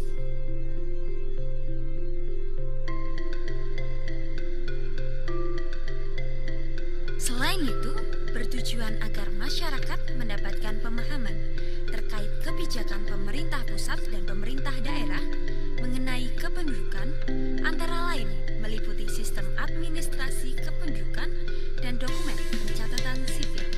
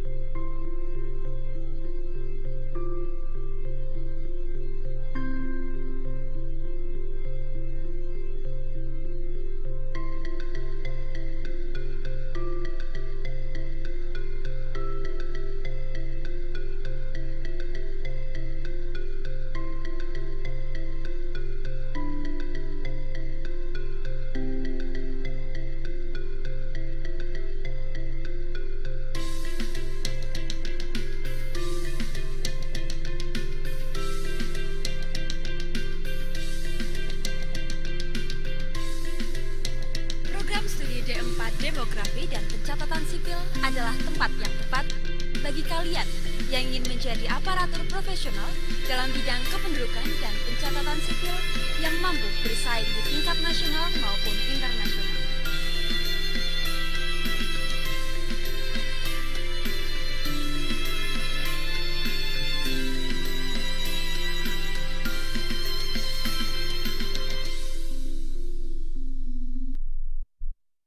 Semakin banyaknya tantangan inovasi dalam hal administrasi kependudukan dan pencatatan sipil, maka diperlukan tenaga ahli yang profesional dan kompeten dalam bidangnya. Universitas 11 Maret melalui program studi D4 Demografi dan Pencatatan Sipil akan menjawab tantangan tersebut. Universitas 11 Maret bekerja sama dengan Direktorat Jenderal Kependudukan dan Pencatatan Sipil Kementerian Dalam Negeri Republik Indonesia untuk membentuk program studi yang khusus mempelajari ilmu-ilmu kependudukan dan pencatatan sipil. Program studi D4 Demografi dan Pencatatan Sipil berdiri pada tanggal 13 Juni 2017. Berdasarkan surat keputusan Menteri Riset Teknologi dan Pendidikan Tinggi Republik Indonesia tentang izin pembukaan program studi Demografi dan Pencatatan Sipil program Diploma 4 pada Universitas 11 Maret Kota Surakarta. Diprakarsai oleh Direktur Jenderal Kependudukan dan Pencatatan Sipil Kementerian Dalam Negeri Republik Indonesia, Profesor Dr. Zudan Arif Fakrullah SHMH di Fakultas Hukum Universitas 11 Maret yang saat itu dipimpin oleh Dekan Profesor Dr. Supanto SHMH. Prodi D4 Demografi Pencatatan Sipil merupakan prodi pertama di Indonesia. Prodi D4 Demografi Pencatatan Sipil setiap tahun siap menerima mahasiswa baru sejumlah 150. Pelaksanaan perkuliahan mahasiswa Demografi Pencatatan Sipil dilaksanakan di Fakultas Hukum Universitas 11 Maret. Pelaksanaan perkuliahan di Gedung 3, Lantai 4, memiliki fasilitas laboratorium komputer yang ada di Fakultas Hukum Universitas 11 Maret dan didukung adanya laboratorium untuk perkuliahan praktek di 7 kantor Dinas Kependudukan dan Pencatatan Sipil Solo Raya dan Semarang Raya.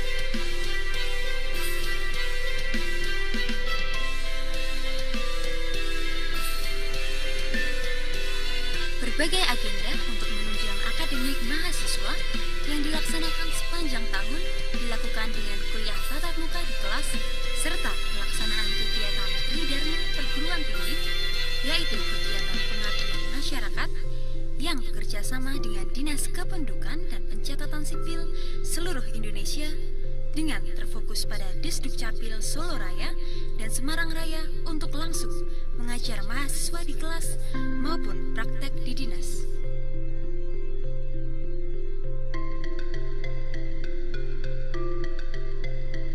Selain itu, bertujuan agar masyarakat mendapatkan pemahaman terkait kebijakan pemerintah pusat dan pemerintah daerah mengenai kependudukan, antara lain meliputi sistem administrasi kependudukan dan dokumen pencatatan sipil.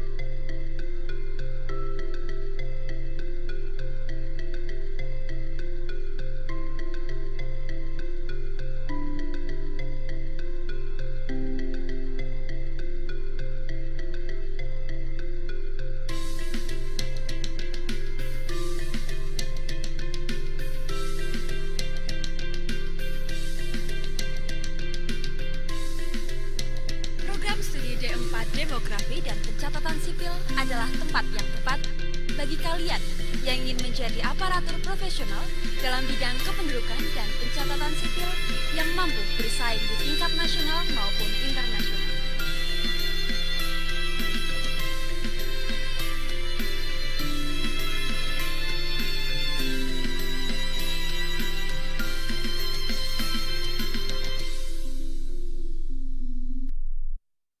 Semakin banyaknya tantangan inovasi dalam hal administrasi kependudukan dan pencatatan sipil, maka diperlukan tenaga ahli yang profesional dan kompeten dalam bidangnya.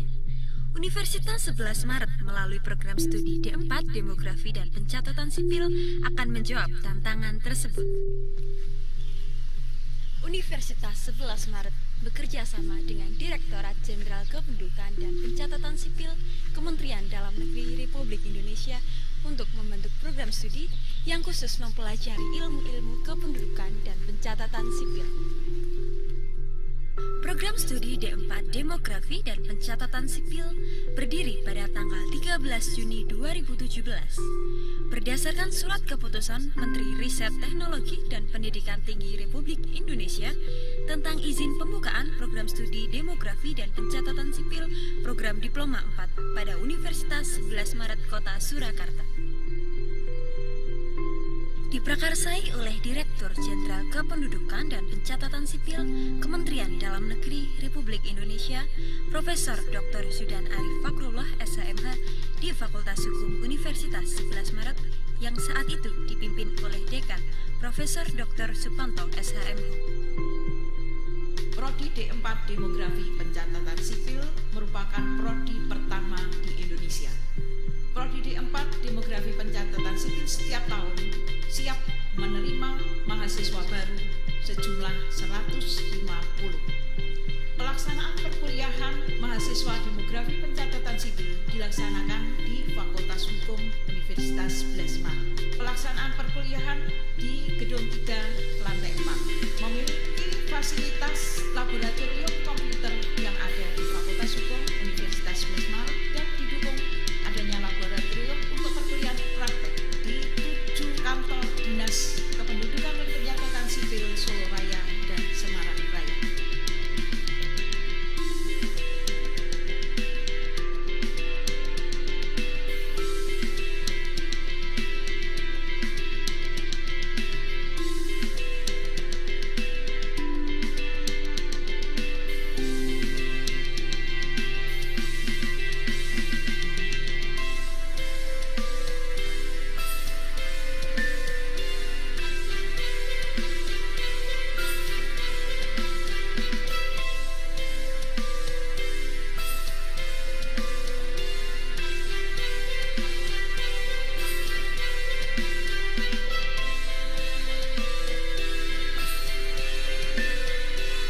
Berbagai agenda untuk menunjang akademik mahasiswa yang dilaksanakan sepanjang tahun dilakukan dengan kuliah tatap muka di kelas serta pelaksanaan kegiatan tridharma perguruan tinggi, yaitu kegiatan pengabdian masyarakat yang bekerja sama dengan Dinas Kependudukan dan Pencatatan Sipil seluruh Indonesia dengan terfokus pada Disdukcapil Solo Raya dan Semarang Raya untuk langsung mengajar mahasiswa di kelas maupun praktek di dinas.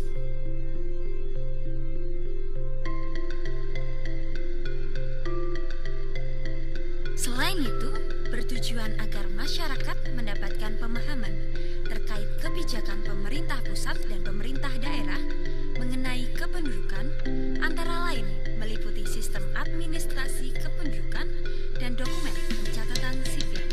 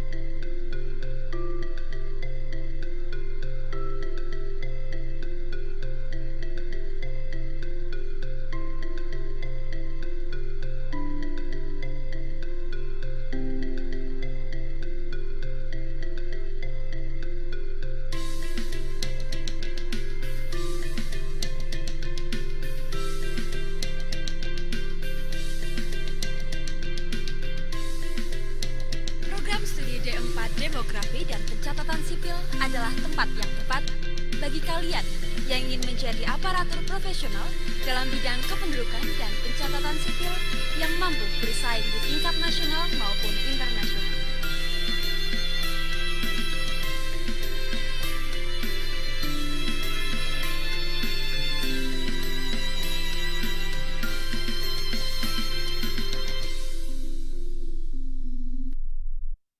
Semakin banyaknya tantangan inovasi dalam hal administrasi kependudukan dan pencatatan sipil, maka diperlukan tenaga ahli yang profesional dan kompeten dalam bidangnya.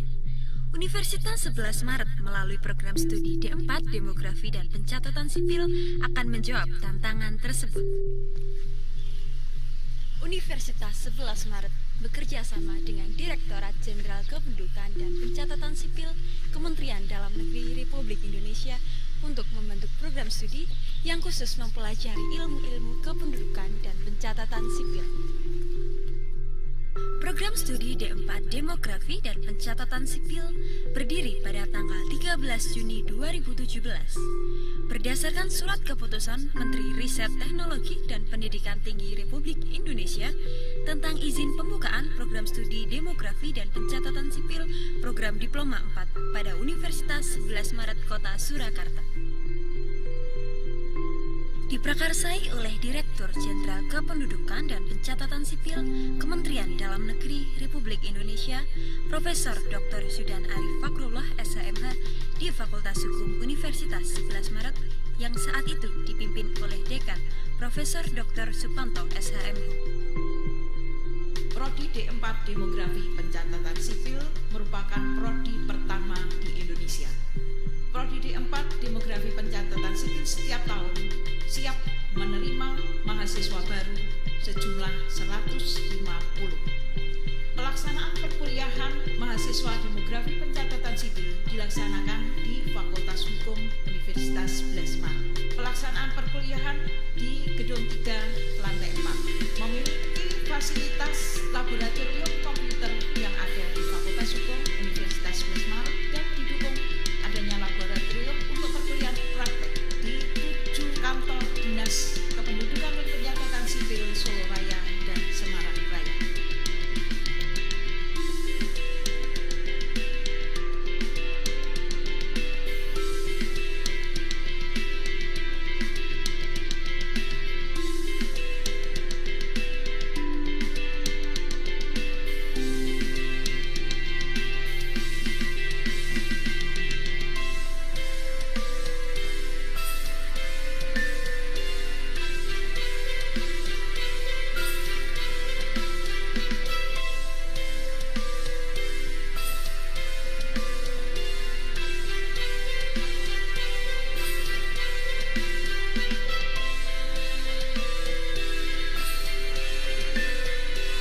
Berbagai agenda untuk menunjang akademik mahasiswa yang dilaksanakan sepanjang tahun dilakukan dengan kuliah tatap muka di kelas serta pelaksanaan kegiatan tridharma perguruan tinggi, yaitu kegiatan pengabdian masyarakat yang bekerja sama dengan Dinas Kependudukan dan Pencatatan Sipil seluruh Indonesia dengan terfokus pada Disdukcapil Solo Raya dan Semarang Raya untuk langsung mengajar mahasiswa di kelas maupun praktek di dinas.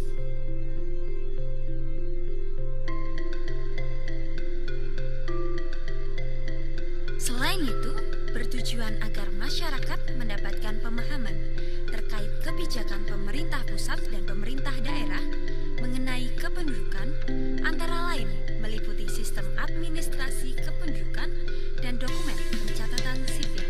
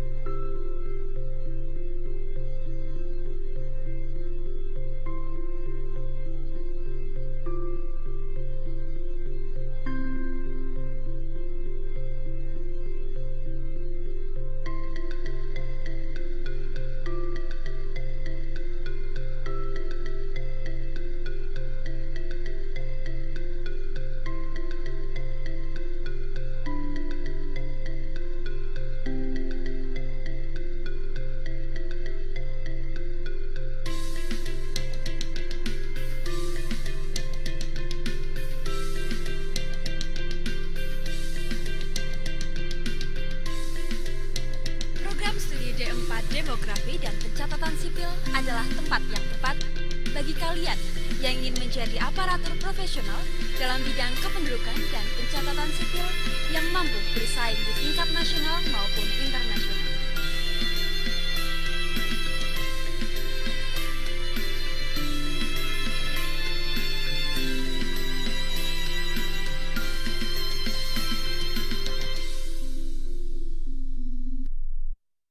Semakin banyaknya tantangan inovasi dalam hal administrasi kependudukan dan pencatatan sipil, maka diperlukan tenaga ahli yang profesional dan kompeten dalam bidangnya. Universitas 11 Maret melalui program studi D4 Demografi dan Pencatatan Sipil akan menjawab tantangan tersebut. Universitas 11 Maret bekerja sama dengan Direktorat Jenderal Kependudukan dan Pencatatan Sipil Kementerian Dalam Negeri Republik Indonesia untuk membentuk program studi yang khusus mempelajari ilmu-ilmu kependudukan dan pencatatan sipil. Program studi D4 Demografi dan Pencatatan Sipil berdiri pada tanggal 13 Juni 2017. Berdasarkan Surat Keputusan Menteri Riset Teknologi dan Pendidikan Tinggi Republik Indonesia tentang izin pembukaan program studi Demografi dan Pencatatan Sipil Program Diploma 4 pada Universitas 11 Maret Kota Surakarta.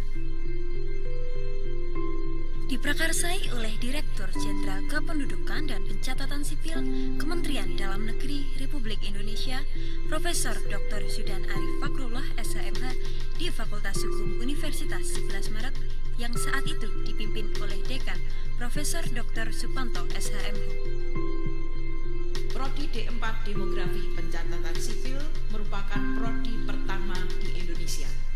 Prodi D4 Demografi Pencatatan Sipil setiap tahun siap menerima mahasiswa baru sejumlah 150. Pelaksanaan perkuliahan mahasiswa Demografi Pencatatan Sipil dilaksanakan di Fakultas Hukum Universitas 11 Maret. Pelaksanaan perkuliahan di Gedung 3, Lantai 4, memiliki fasilitas laboratorium komputer yang ada di Fakultas Hukum Universitas 11 Maret dan didukung adanya laboratorium untuk perkuliahan praktek di 7 kantor Dinas Kependudukan dan Pencatatan Sipil Solo Raya dan Semarang Raya.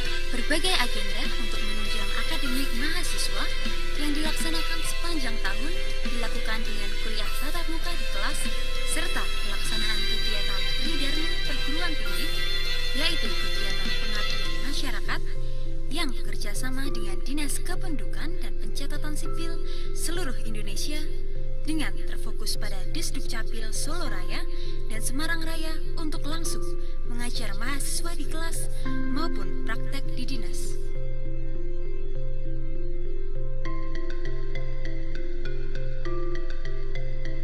Selain itu, bertujuan agar masyarakat mendapatkan pemahaman terkait kebijakan pemerintah pusat dan pemerintah daerah mengenai kependudukan, antara lain meliputi sistem administrasi kependudukan dan dokumen pencatatan sipil.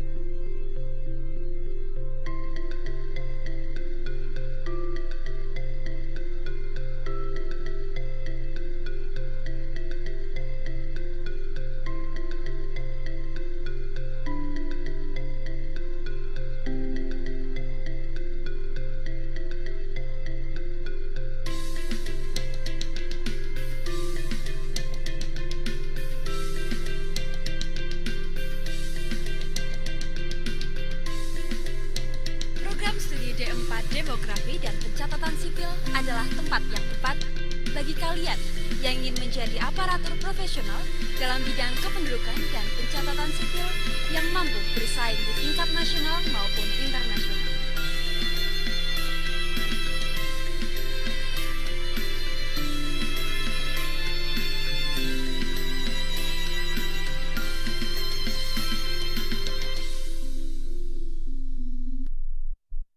Semakin banyaknya tantangan inovasi dalam hal administrasi kependudukan dan pencatatan sipil, maka diperlukan tenaga ahli yang profesional dan kompeten dalam bidangnya. Universitas 11 Maret melalui program studi D4 Demografi dan Pencatatan Sipil akan menjawab tantangan tersebut.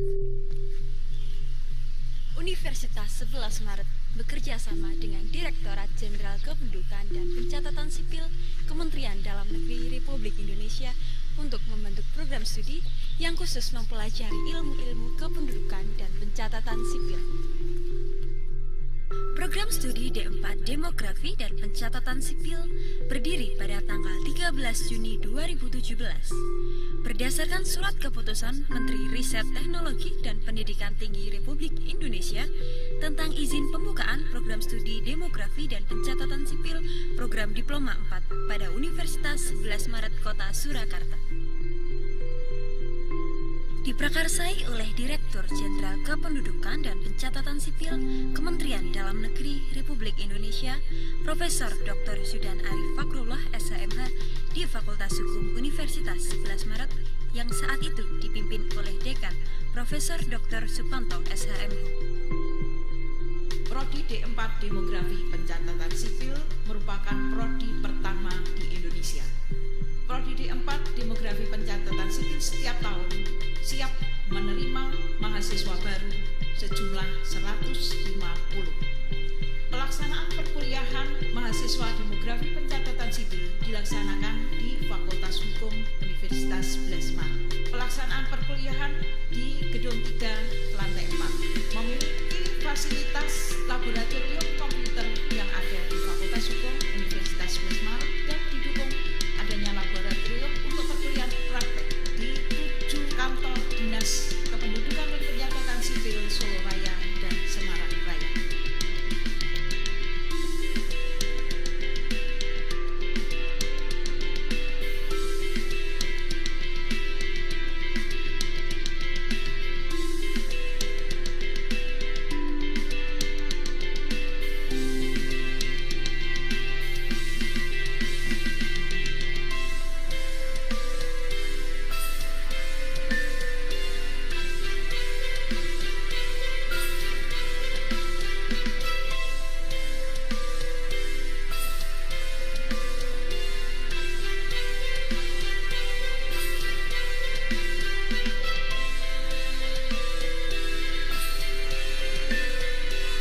Berbagai agenda untuk menunjang akademik mahasiswa yang dilaksanakan sepanjang tahun dilakukan dengan kuliah tatap muka di kelas serta pelaksanaan kegiatan tridharma perguruan tinggi, yaitu kegiatan pengabdian masyarakat yang bekerja sama dengan Dinas Kependudukan dan Pencatatan Sipil seluruh Indonesia dengan terfokus pada Disdukcapil Solo Raya dan Semarang Raya untuk langsung mengajar mahasiswa di kelas maupun praktek di dinas.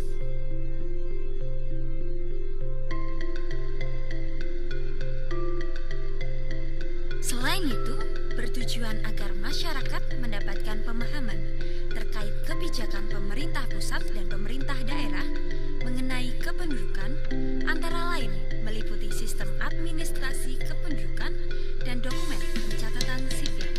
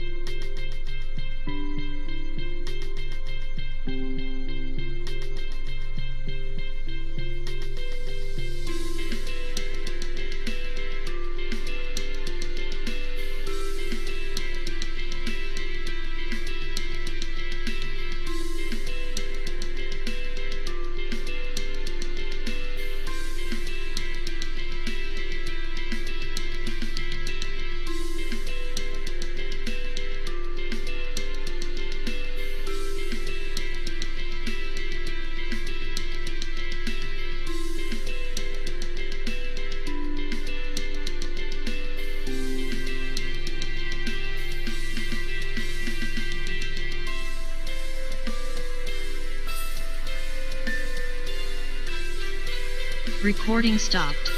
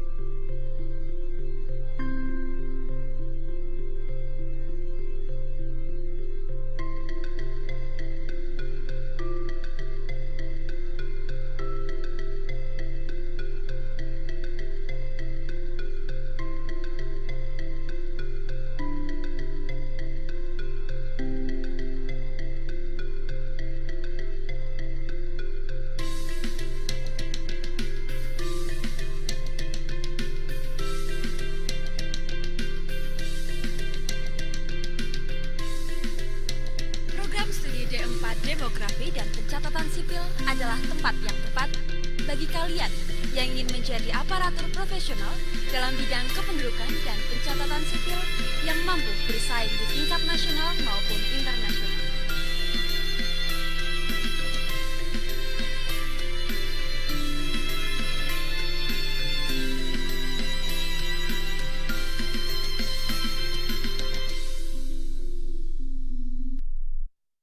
Semakin banyaknya tantangan inovasi dalam hal administrasi kependudukan dan pencatatan sipil, maka diperlukan tenaga ahli yang profesional dan kompeten dalam bidangnya.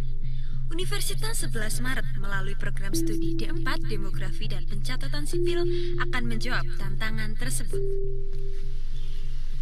Universitas 11 Maret bekerja sama dengan Direktorat Jenderal Kependudukan dan Pencatatan Sipil Kementerian Dalam Negeri Republik Indonesia untuk membentuk program studi yang khusus mempelajari ilmu-ilmu kependudukan dan pencatatan sipil. Program studi D4 Demografi dan Pencatatan Sipil berdiri pada tanggal 13 Juni 2017. Berdasarkan surat keputusan Menteri Riset Teknologi dan Pendidikan Tinggi Republik Indonesia tentang izin pembukaan program studi Demografi dan Pencatatan Sipil program Diploma 4 pada Universitas 11 Maret Kota Surakarta. Diprakarsai oleh Direktur Jenderal Kependudukan dan Pencatatan Sipil Kementerian Dalam Negeri Republik Indonesia, Profesor Dr. Zudan Arif Fakrullah SHMH di Fakultas Hukum Universitas 11 Maret yang saat itu dipimpin oleh Dekan Profesor Dr. Supanto SHMH. Prodi D4 Demografi Pencatatan Sipil merupakan prodi pertama di Indonesia. Prodi D4 Demografi Pencatatan Sipil setiap tahun siap menerima mahasiswa baru sejumlah 150. Pelaksanaan perkuliahan mahasiswa Demografi Pencatatan Sipil dilaksanakan di Fakultas Hukum Universitas 11 Maret. Pelaksanaan perkuliahan di Gedung 3, Lantai 4, memiliki fasilitas laboratorium komputer yang ada di Fakultas Hukum Universitas 11 Maret dan didukung adanya laboratorium untuk perkuliahan praktek di 7 kantor Dinas Kependudukan dan Pencatatan Sipil Solo Raya dan Semarang Raya.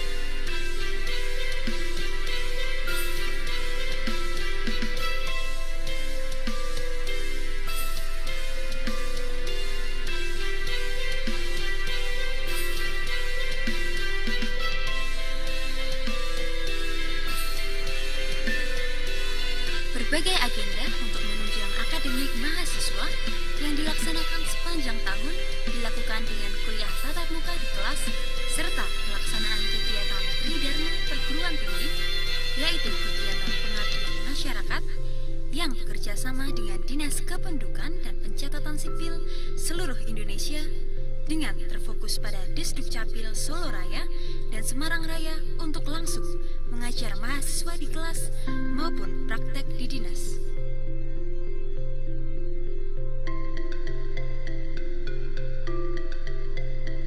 Selain itu, bertujuan agar masyarakat mendapatkan pemahaman terkait kebijakan pemerintah pusat dan pemerintah daerah mengenai kependudukan, antara lain meliputi sistem administrasi kependudukan dan dokumen pencatatan sipil.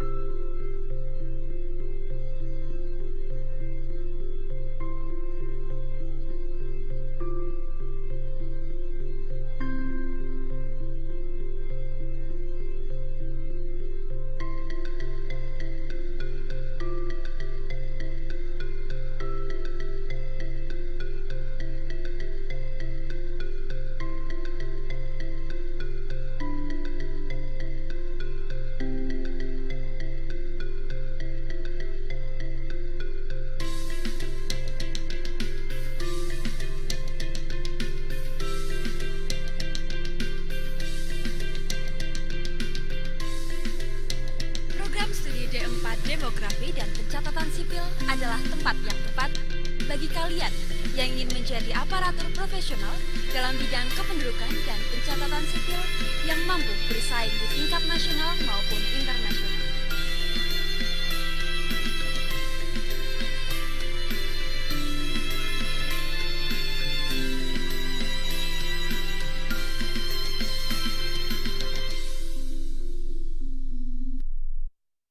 Semakin banyaknya tantangan inovasi dalam hal administrasi kependudukan dan pencatatan sipil, maka diperlukan tenaga ahli yang profesional dan kompeten dalam bidangnya. Universitas 11 Maret melalui program studi D4 Demografi dan Pencatatan Sipil akan menjawab tantangan tersebut. Universitas 11 Maret bekerja sama dengan Direktorat Jenderal Kependudukan dan Pencatatan Sipil Kementerian Dalam Negeri Republik Indonesia untuk membentuk program studi yang khusus mempelajari ilmu-ilmu kependudukan dan pencatatan sipil. Program studi D4 Demografi dan Pencatatan Sipil berdiri pada tanggal 13 Juni 2017. Berdasarkan surat keputusan Menteri Riset Teknologi dan Pendidikan Tinggi Republik Indonesia tentang izin pembukaan program studi Demografi dan Pencatatan Sipil program Diploma 4 pada Universitas 11 Maret Kota Surakarta. Diprakarsai oleh Direktur Jenderal Kependudukan dan Pencatatan Sipil Kementerian Dalam Negeri Republik Indonesia, Profesor Dr. Sudan Arif Fakrullah SHMH di Fakultas Hukum Universitas 11 Maret yang saat itu dipimpin oleh Dekan Profesor Dr. Supanto SHMH. Prodi D4 Demografi Pencatatan Sipil merupakan prodi pertama di Indonesia. Prodi D4 Demografi Pencatatan Sipil setiap tahun siap menerima mahasiswa baru sejumlah 150. Pelaksanaan perkuliahan mahasiswa Demografi Pencatatan Sipil dilaksanakan di Fakultas Hukum Universitas 11 Maret. Pelaksanaan perkuliahan di Gedung 3, Lantai 4, memiliki fasilitas laboratorium komputer yang ada di Fakultas Hukum Universitas 11 Maret dan didukung adanya laboratorium untuk perkuliahan praktek di 7 kantor Dinas Kependudukan dan Pencatatan Sipil Solo Raya dan Semarang Raya.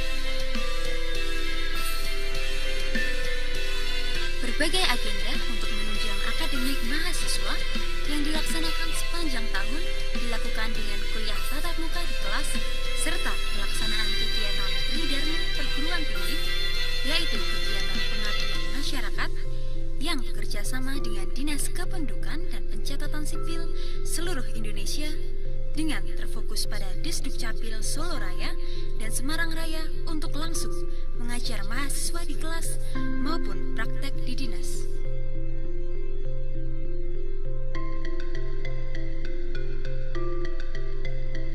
Selain itu, bertujuan agar masyarakat mendapatkan pemahaman terkait kebijakan pemerintah pusat dan pemerintah daerah mengenai kependudukan, antara lain meliputi sistem administrasi kependudukan dan dokumen pencatatan sipil.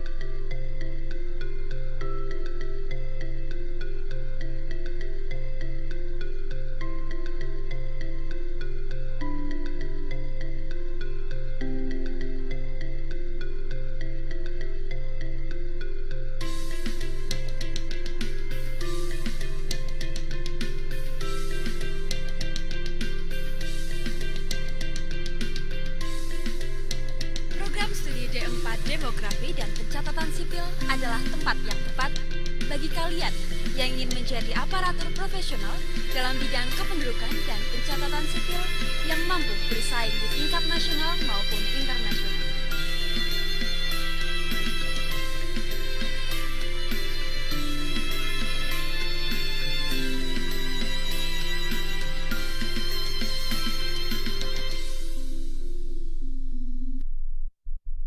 Semakin banyaknya tantangan inovasi dalam hal administrasi kependudukan dan pencatatan sipil, maka diperlukan tenaga ahli yang profesional dan kompeten dalam bidangnya.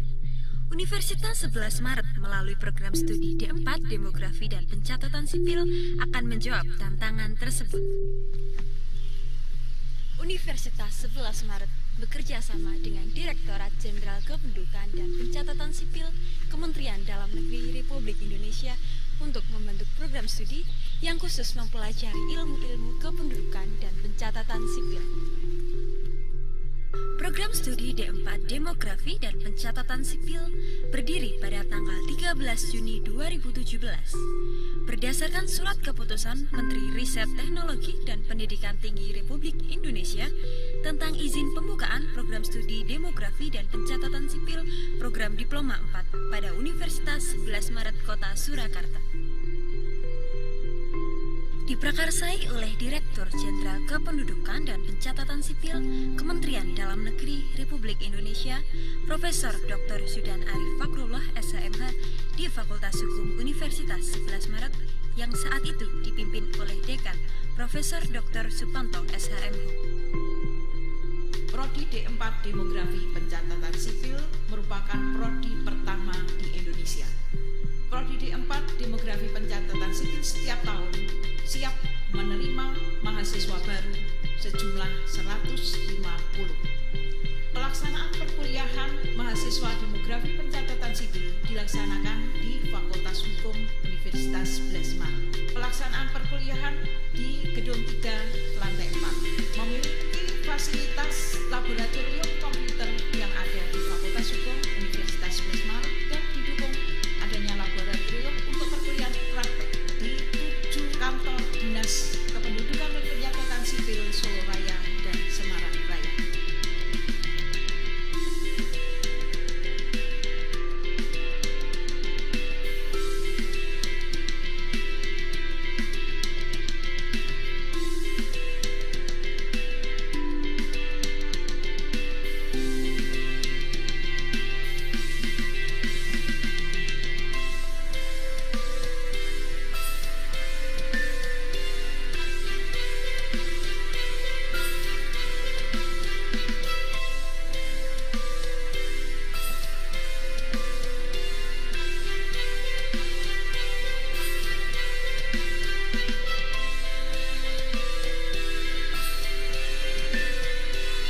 Berbagai agenda untuk menunjang akademik mahasiswa yang dilaksanakan sepanjang tahun dilakukan dengan kuliah tatap muka di kelas serta pelaksanaan kegiatan tridharma perguruan tinggi, yaitu kegiatan pengabdian masyarakat yang bekerja sama dengan Dinas Kependudukan dan Pencatatan Sipil seluruh Indonesia dengan terfokus pada Disdukcapil Solo Raya dan Semarang Raya untuk langsung mengajar mahasiswa di kelas maupun praktek di dinas.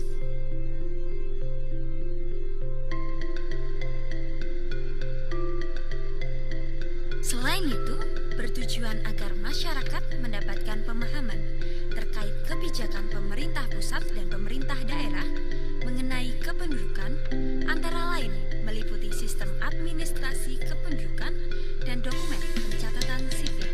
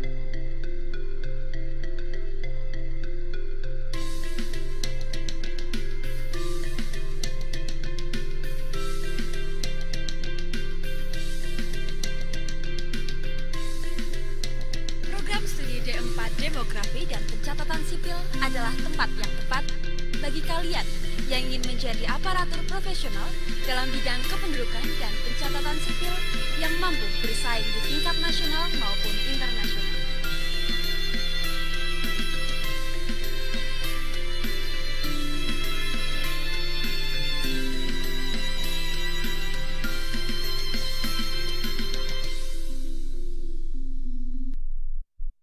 Semakin banyaknya tantangan inovasi dalam hal administrasi kependudukan dan pencatatan sipil, maka diperlukan tenaga ahli yang profesional dan kompeten dalam bidangnya. Universitas 11 Maret melalui program studi D4 Demografi dan Pencatatan Sipil akan menjawab tantangan tersebut.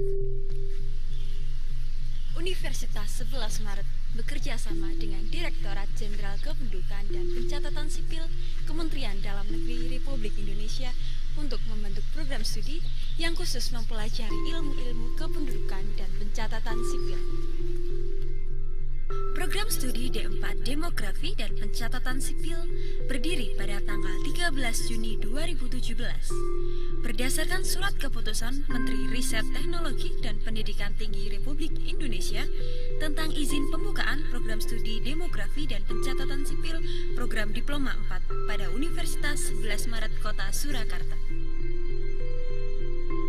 Diprakarsai oleh Direktur Jenderal Kependudukan dan Pencatatan Sipil Kementerian Dalam Negeri Republik Indonesia, Profesor Dr. Zudan Arif Fakrullah SHMH di Fakultas Hukum Universitas 11 Maret yang saat itu dipimpin oleh Dekan Profesor Dr. Supanto SHMH.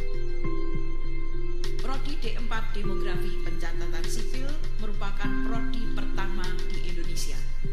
Prodi D4 Demografi Pencatatan Sipil setiap tahun siap menerima mahasiswa baru sejumlah 150.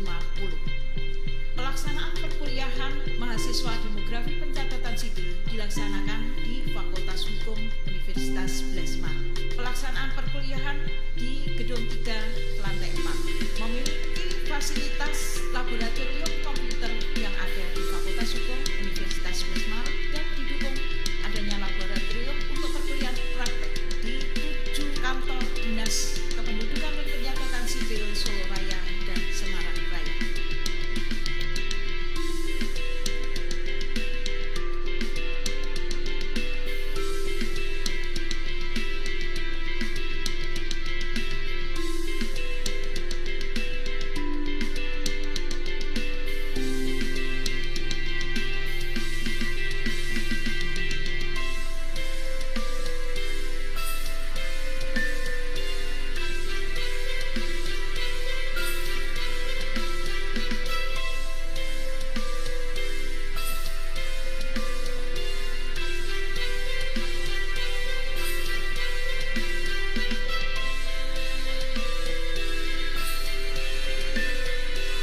Berbagai agenda untuk menunjang akademik mahasiswa yang dilaksanakan sepanjang tahun dilakukan dengan kuliah tatap muka di kelas serta pelaksanaan kegiatan Tridharma perguruan tinggi, yaitu kegiatan pengabdian masyarakat yang bekerja sama dengan Dinas Kependudukan dan Pencatatan Sipil seluruh Indonesia dengan terfokus pada Disdukcapil Solo Raya dan Semarang Raya untuk langsung mengajar mahasiswa di kelas maupun praktek di dinas.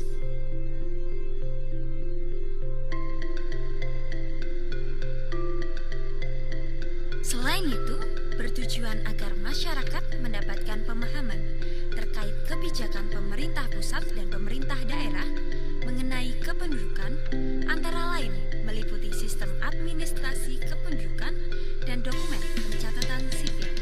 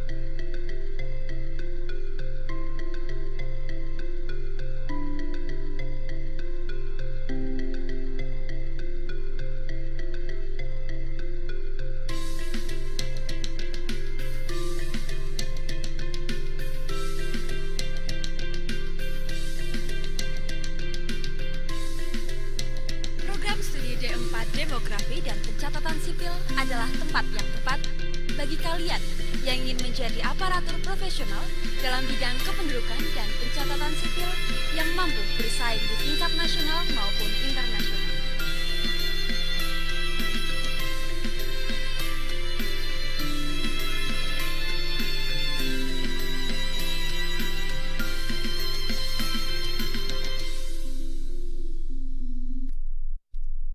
Semakin banyaknya tantangan inovasi dalam hal administrasi kependudukan dan pencatatan sipil, maka diperlukan tenaga ahli yang profesional dan kompeten dalam bidangnya. Universitas 11 Maret melalui program studi D4 Demografi dan Pencatatan Sipil akan menjawab tantangan tersebut.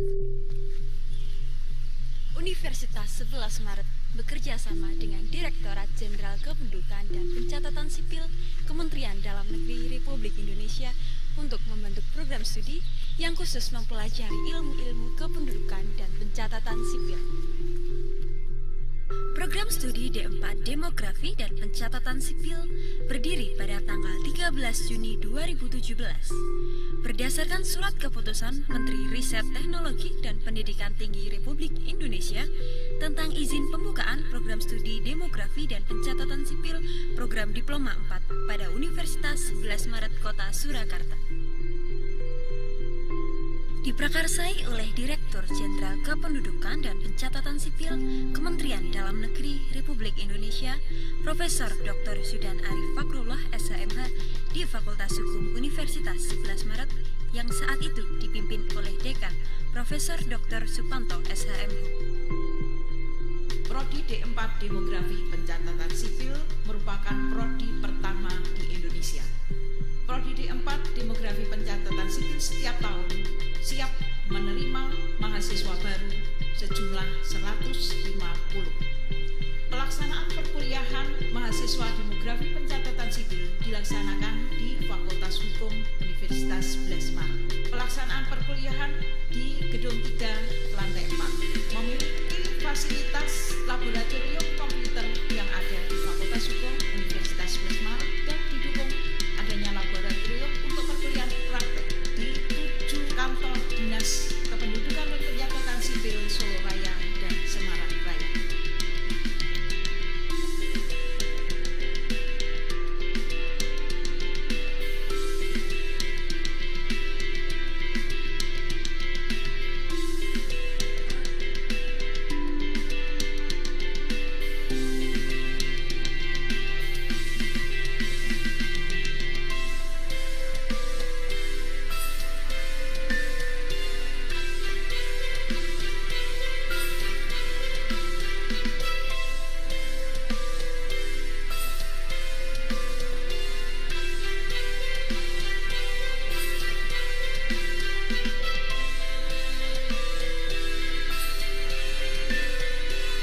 Berbagai agenda untuk menunjang akademik mahasiswa yang dilaksanakan sepanjang tahun dilakukan dengan kuliah tatap muka di kelas serta pelaksanaan kegiatan Tridharma perguruan tinggi, yaitu kegiatan pengabdian masyarakat yang bekerja sama dengan Dinas Kependudukan dan Pencatatan Sipil seluruh Indonesia dengan terfokus pada Disdukcapil Solo Raya dan Semarang Raya untuk langsung mengajar mahasiswa di kelas maupun praktek di dinas.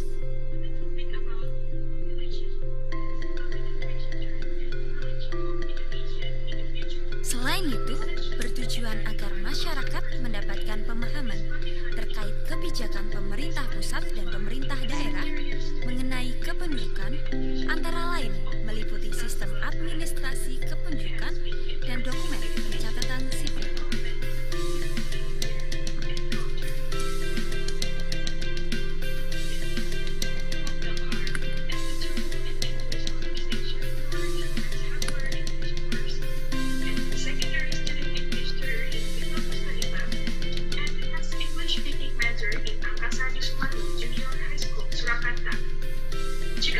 Winner of essay text category in International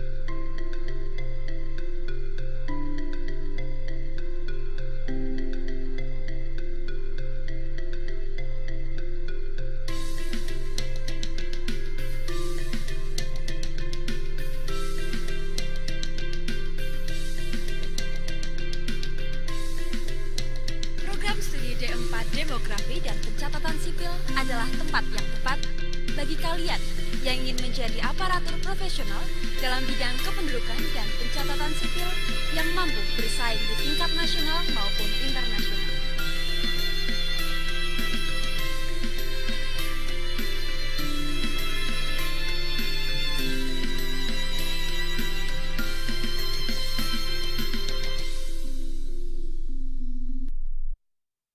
Semakin banyaknya tantangan inovasi dalam hal administrasi kependudukan dan pencatatan sipil, maka diperlukan tenaga ahli yang profesional dan kompeten dalam bidangnya.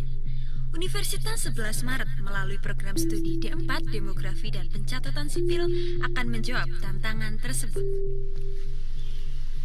Universitas 11 Maret bekerja sama dengan Direktorat Jenderal Kependudukan dan Pencatatan Sipil Kementerian Dalam Negeri Republik Indonesia untuk membentuk program studi yang khusus mempelajari ilmu-ilmu kependudukan dan pencatatan sipil. Program studi D4 Demografi dan Pencatatan Sipil berdiri pada tanggal 13 Juni 2017. Berdasarkan surat keputusan Menteri Riset Teknologi dan Pendidikan Tinggi Republik Indonesia tentang izin pembukaan program studi Demografi dan Pencatatan Sipil program Diploma 4 pada Universitas 11 Maret Kota Surakarta. Diprakarsai oleh Direktur Jenderal Kependudukan dan Pencatatan Sipil Kementerian Dalam Negeri Republik Indonesia, Profesor Dr. Zudan Arif Fakrullah SHMH di Fakultas Hukum Universitas 11 Maret yang saat itu dipimpin oleh Dekan Profesor Dr. Supanto SHMH. Prodi D4 Demografi Pencatatan Sipil merupakan prodi pertama di Indonesia. Prodi D4 Demografi Pencatatan Sipil setiap tahun siap menerima mahasiswa baru sejumlah 150. Pelaksanaan perkuliahan mahasiswa Demografi Pencatatan Sipil dilaksanakan di Fakultas Hukum Universitas 11 Maret. Pelaksanaan perkuliahan di Gedung 3, Lantai 4, memiliki fasilitas laboratorium komputer yang ada di Fakultas Hukum Universitas 11 Maret dan didukung adanya laboratorium untuk perkuliahan praktek di 7 kantor Dinas Kependudukan dan Pencatatan Sipil Solo Raya dan Semarang Raya.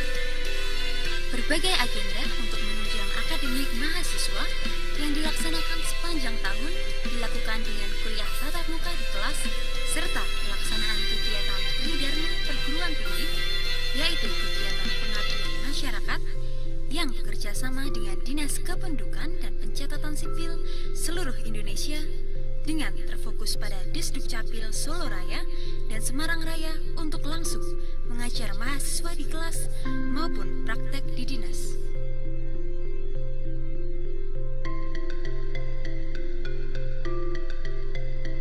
Selain itu, bertujuan agar masyarakat mendapatkan pemahaman terkait kebijakan pemerintah pusat dan pemerintah daerah mengenai kependudukan, antara lain meliputi sistem administrasi kependudukan dan dokumen pencatatan sipil.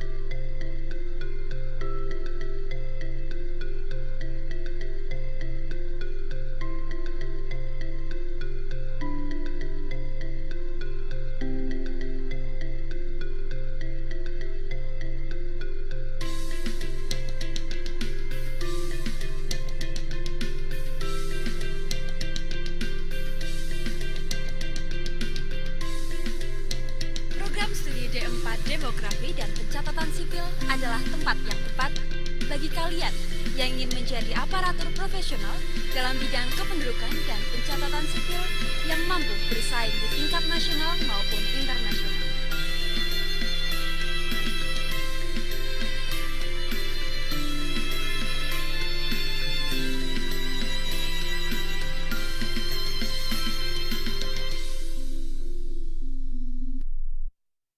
Semakin banyaknya tantangan inovasi dalam hal administrasi kependudukan dan pencatatan sipil, maka diperlukan tenaga ahli yang profesional dan kompeten dalam bidangnya. Universitas 11 Maret melalui program studi D4 Demografi dan Pencatatan Sipil akan menjawab tantangan tersebut. Universitas 11 Maret bekerja sama dengan Direktorat Jenderal Kependudukan dan Pencatatan Sipil Kementerian Dalam Negeri Republik Indonesia untuk membentuk program studi yang khusus mempelajari ilmu-ilmu kependudukan dan pencatatan sipil. Program studi D4 Demografi dan Pencatatan Sipil berdiri pada tanggal 13 Juni 2017. Berdasarkan surat keputusan Menteri Riset Teknologi dan Pendidikan Tinggi Republik Indonesia tentang izin pembukaan program studi Demografi dan Pencatatan Sipil program Diploma 4 pada Universitas 11 Maret Kota Surakarta.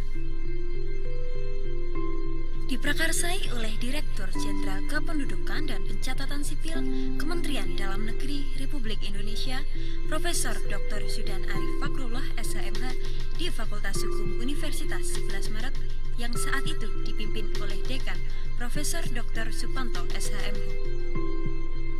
Prodi D4 Demografi Pencatatan Sipil merupakan prodi pertama di Indonesia. Prodi D4 Demografi Pencatatan Sipil setiap tahun siap menerima mahasiswa baru sejumlah 150.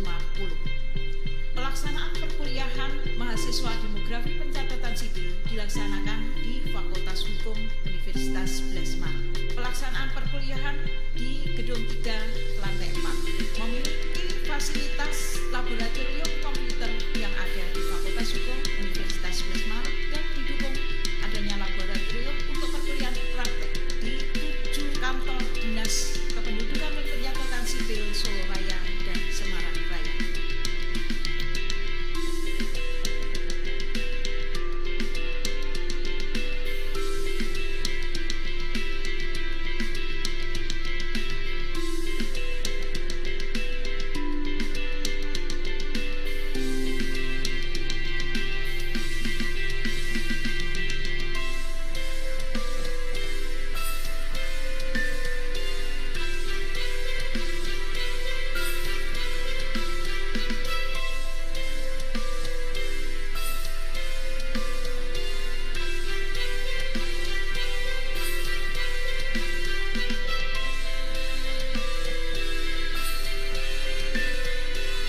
Berbagai agenda untuk menunjang akademik mahasiswa yang dilaksanakan sepanjang tahun dilakukan dengan kuliah tatap muka di kelas serta pelaksanaan kegiatan Tridharma perguruan tinggi, yaitu kegiatan pengabdian masyarakat yang bekerja sama dengan Dinas Kependudukan dan Pencatatan Sipil seluruh Indonesia dengan terfokus pada Disdukcapil Solo Raya dan Semarang Raya untuk langsung mengajar mahasiswa di kelas maupun praktek di dinas.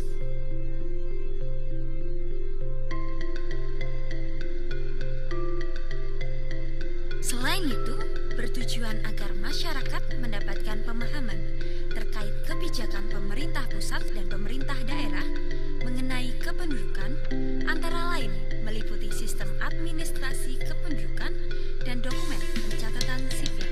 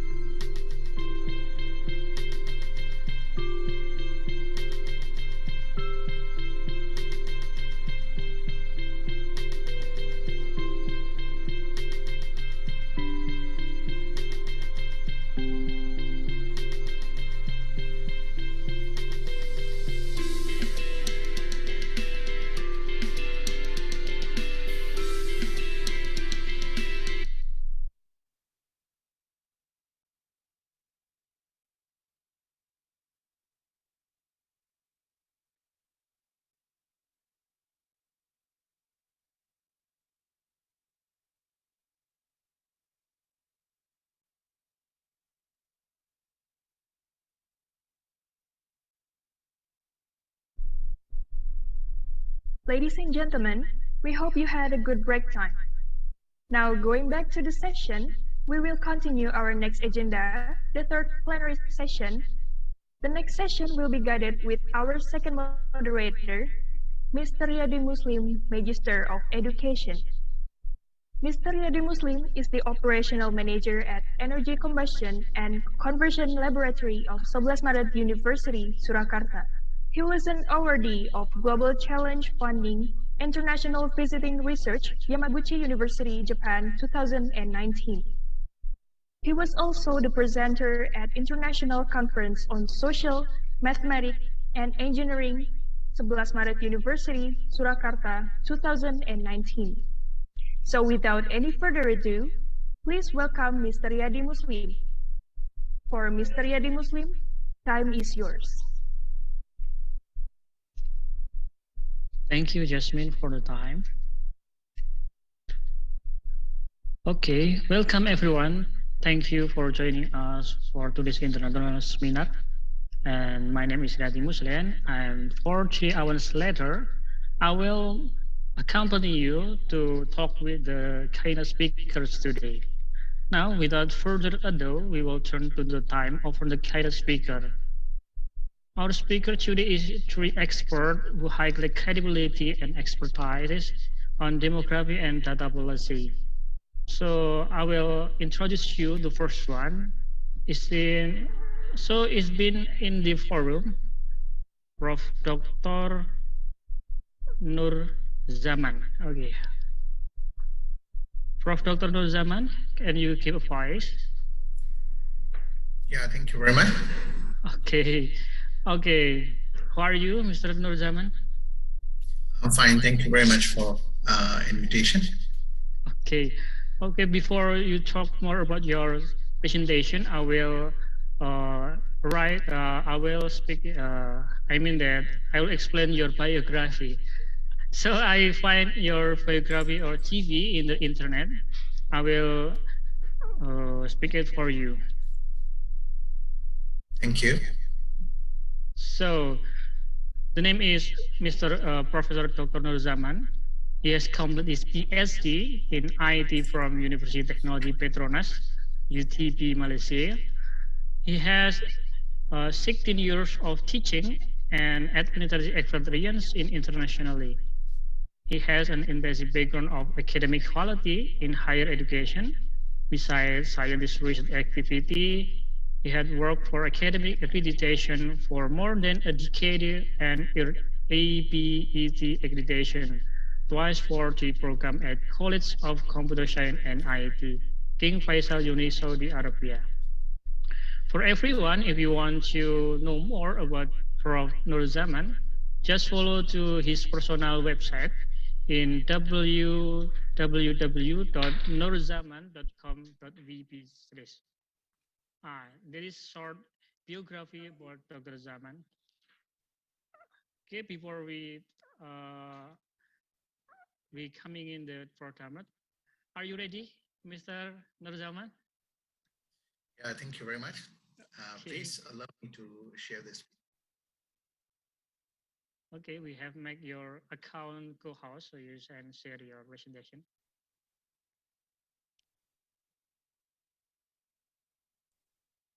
Sure. Yeah, I hope I'm visible. Yeah, of course, it's clearly. Thank you. Thank you very much. Thank you very much for the introduction. As you mentioned, that you found it from the internet. So that's why I was smiling because I was there with the King Faisal University almost 3 years before. Right now, I'm working with the Taylor's University of Malaysia as an associate professor and director for Center for Smart Society and the cluster head for cybersecurity as well. The website what you referred, I didn't update it last 3 to 4 years. Anyhow, no worries, it's okay. So here we go. Thank you very much for the introduction. Today, before I start, I thanks again to Yadi Muslim and the university and the conference management and the team for providing this opportunity and for inviting to discuss about the data security for everyone's privacy.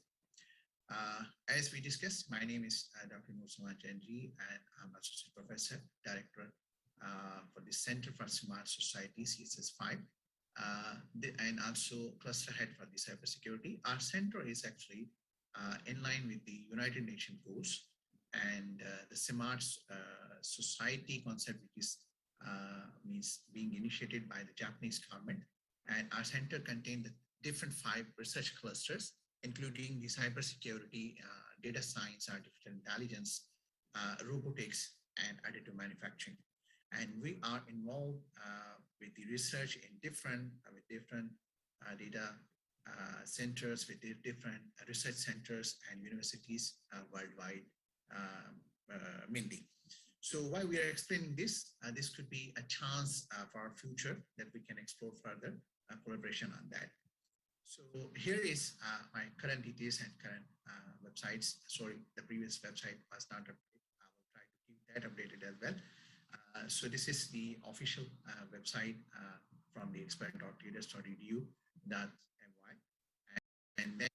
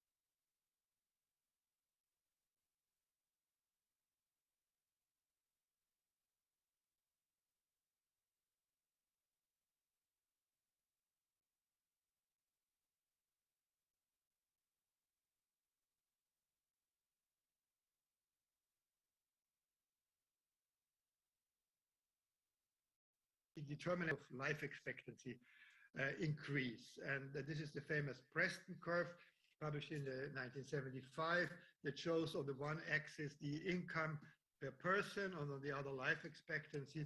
So what Preston showed is with data from the 1930s and 60s that the effect of income on education, on life expectancy diminishes at higher levels, so the curve flattens. And so at some point, additional money doesn't seem to buy you additional life expectancy. And also the curve shifts over time, so that he attributed to improvements in medical technology. But as I said initially, data do not always speak for themselves. Like if we recently had a paper in Population Development Review where we replicated a Preston curve here on the right-hand side. Again, we had a GDP, and then we see in 1970 the same pattern. It's flattening with higher income.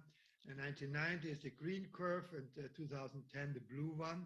And you also see this upward shift over time that Preston showed, which is sort of an unexplained residual that income cannot explain. But if alternatively you look at the mean years of schooling of the adult population, you see a much, much better fit. But somehow economists haven't thought that it could be education rather than income that causes life expectancy to increase. So you see an almost a linear increase, meaning that even at very high levels of education, additional education gets you more years of life expectancy.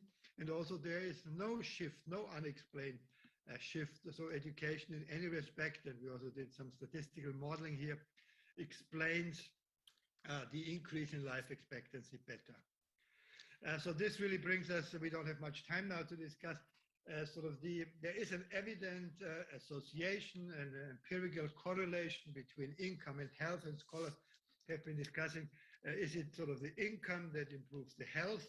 Other people claim better health contributes to income. And then there is the possibility that both of them are actually influenced by better education, which results in higher income as well as better health. So in that case, the association between income and health would be what we call a spurious correlation. How can we work this out if everything is simultaneity? There is very difficult to establish causalities. But with respect to education, we have this advantage that I just illustrated, that the schooling took place many years before then adult educational attainment can have an influence on income and health. So at the time when children go to school, yes, their school rate can depend on income, and yes, it can also depend on health, because unhealthy children may not be able to go to school. But then it can take many decades until then, let's say, the education of 50-year-olds impacts on the income and on the health. And actually, we see that even for 70 and 80-year-olds, if they are better educated, they have a better health. And their schooling is not endogenous anymore because their schooling happened some 60 or 70 years before. So with that, we concluded a very strong policy statement. When it comes to survival, mind matters more than money. So what is in your cognition and what you've learned in school, your skills and the way you think about life is really more important than what is in your pocket. There's a huge body of literature, and I've been writing a lot also on fertility and female education, but there's no doubt that particularly in demographic transition, and here you see all the demographic and health survey countries that we have. In each of these countries, like the countries are there where the overall fertility rate is, that's where they are located on the x-axis. And in each of these countries, the fertility of the uneducated women is much higher at the order of 6, 7, or even 8 children. And then even if you have 6 detailed education categories, consistently, the higher the education, the lower the fertility rate. And we can talk later about the reasons. So more highly educated women want fewer children, and they find better ways to have fewer children. That is sort of the summary. What is the education effect? I mean, there is causality, and in the book I discussed this at length. And it's important to say that education is not just a proxy for socioeconomic status, but also it leads to a cognitive change. It changes our minds, it even changes our brains. And you may have heard about Eric Kandel, who got the Nobel Prize in the year 2000 for medicine, for his work on the human brain. And I happened to have a lot of interaction with him and speak at some conferences with him. And he typically says, like, now let's repeat this point for a second time, and now for a third time, and now sort of it's permanently stored in our brains. We have sort of new synaptic structures, new links of the neurons in our brains that will stay there for the rest of our lives. So when you leave the room now through this door, you're physically a different person than when you entered. So education changes you for real. It's not just a symbolic change. That's what I'm trying to say. There is enhancement of cognitive skills that makes the fertility transition and this transition to a conscious choice of fertility more likely. It makes us change less risky behavior. You have an extended personal planning horizon, and you are fast in learning from past damage and generally better access to information. These are just some of the benefits that you have from education. It speeds up the fertility transition, and I've been writing about the cognition-driven demographic transition, and that both also in the early onset of the demographic transition in Europe, it was the education in Scandinavia that kickstarted the decline in the death rate and then also caused the later decline in the birth rate. And let's just say one word on the demographic dividend, because we also had a lot of writing about that the demographic dividend, which is mostly only phrased in terms of changing age structure, actually is mostly an education dividend. So generally, an increase in the proportion of more educated people that contribute to society and economy. So they need also to be at working age and more educated, but they also need to be part of the labor force. That leads on average to increases in human well-being in economic and broader terms. It's not only economic well-being, but also well-being in terms of life satisfaction and health and so on. So that's the way the demographic dividend, just again, being seen as the more people empowered to positively contribute to society and economy. And finally, the last point, but unfortunately I'm really running out of time now, is how the human population interacts with global environmental change. Of course, we are causing the problem to our consumption and greenhouse gas emissions, but part of the solution also comes from us through changing behavior and through newer, greener technologies that help to mitigate climate change. That's what all the discussions in Glasgow are going on today at the moment. But then also when it comes to how is the human population affected by already unavoidable climate change, we need to know what the sort of society of the future is going to be likely. So when we try to estimate, let's say, what climate change will cause, what kind of damage, let's say, in 2060 or 2070, we not only need a model of what is going to be the climate of the year 2060, but we also need a model of what kind of society this climate will meet. And I've just showed you these projections for Indonesia that depending on whether you're on a rapid development strategy or a stalled development strategy, you will be vulnerable to climate change in different ways. And clearly the more educated will also be the ones with stronger public health capabilities and stronger resilience to climate change in general words. We have done a lot of analysis trying to see also, actually also looking at tsunami victims in the 2004 Indian Ocean tsunami and what was the differential vulnerability and how people can differentially learn from past disasters. We don't have time to go into this. I just wanted to point at another paper we had published in Science magazine where we show here on the right-hand side, the blue lines are sort of under different climate change scenario. SSP1, which is the rapid development, the SSP3, which is the rapid development SSP1 is the rapid. So that is the red one here shows that actually the disaster deaths are diminishing due to the better education and the better capabilities associated with it. So even a significant increase in the climate hazard is likely to cause fewer deaths related to disasters. But if you have the stalled development, these are the blue lines, then you will have a significant increase in disaster-related, climate change-related death. Now let's conclude with the Sustainable Development Goals that the previous speaker has also highlighted, and actually demography is strongly affected both through the reproductive health goals on the 3, but also the education goals. And we recently published a paper trying to estimate what is the impact of the SDGs on future global population trends.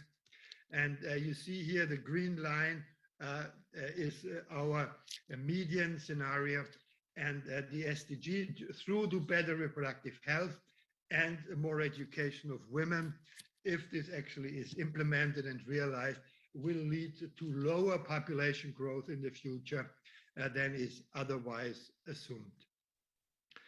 And I think I want to conclude now. The 4 years after the SDGs have been set in 2015, there was a group of 15 experts appointed by the UN Secretary General to sort of revisit the SDGs, and I was a member of this group. So we published jointly the Global Sustainable Development Report 2019. And yes, we concluded that in many aspects, the world is not on track of what the global community has promised to do. And we also studied what are sort of the key drivers of a better future. And over again, empowerment through education came out as one of the most essential priorities. And as I try to show you now, demography is really in an excellent position to inform the rest of the world about how education distributions in our societies are changing over time in the long run as a consequence of different policies now implemented in the near term. Thank you for your attention. Thank you so much for the presentation. It's very interesting presentation. So let's move to the next section. It is Q&A. So, Prof, there are 2 questions in the comment box. Let me read for you. Again, the first one is coming from Juliana Ristantia. She just asked about, what do you think about the 50th stage of the democratic transition theory, which is still debated by demographers? Under what condition can stage 5 of the demographic transition occur? Time is yours. This is a very good question. Actually, in my book, I write quite a bit about this topic. And actually, I had 2 or 3 slides on this that you may have seen that I jumped over because time was short.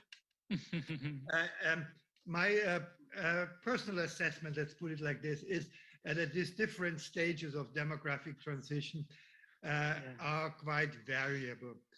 We have countries starting from the historical transition, for instance, in France. France in the 19th century was the first country to start the fertility transition.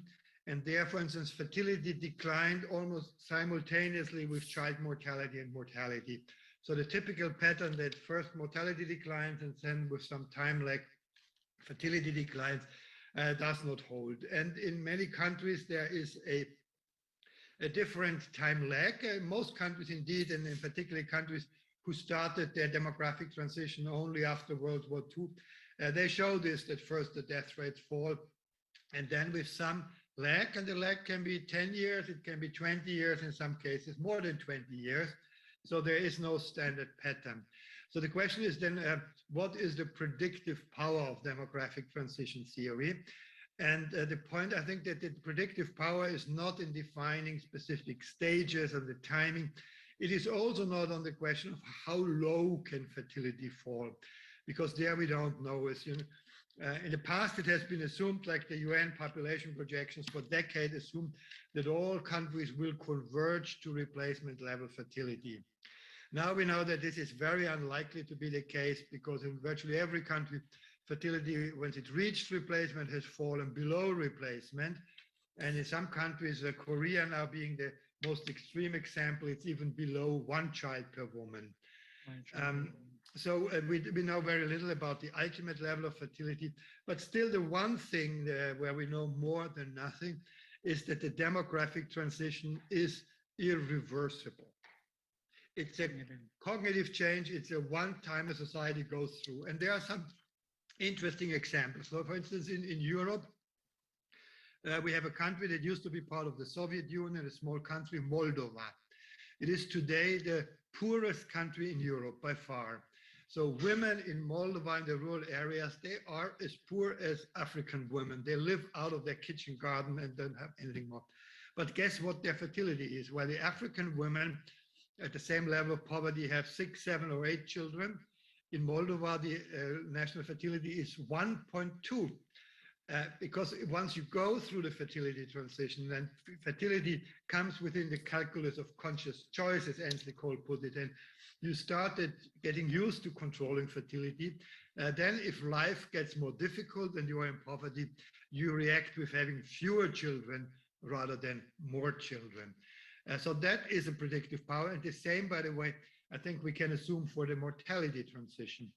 We are all going through a major mortality crisis now about the pandemic, and life expectancy is actually falling in many countries of the world. But I think nobody expects that mortality will go back to, let's say, pre-modern condition of completely uncontrolled mortality as we had it, let's say, at the beginning of the 20th century much around the world. Because we have now the germ theory of disease. We know how the diseases come. We have a capable modern medical science and technology. And actually, it was very amazing how fast new vaccines were being developed. Yes, we see some ups and downs in the improvement, but we will not go back to a pre-modern mortality regime. So that is my thinking about the irreversibility of demographic transition. Of course. Is there any feedback, Ms. Juliana? No, sir. I think it's enough and good. Sorry,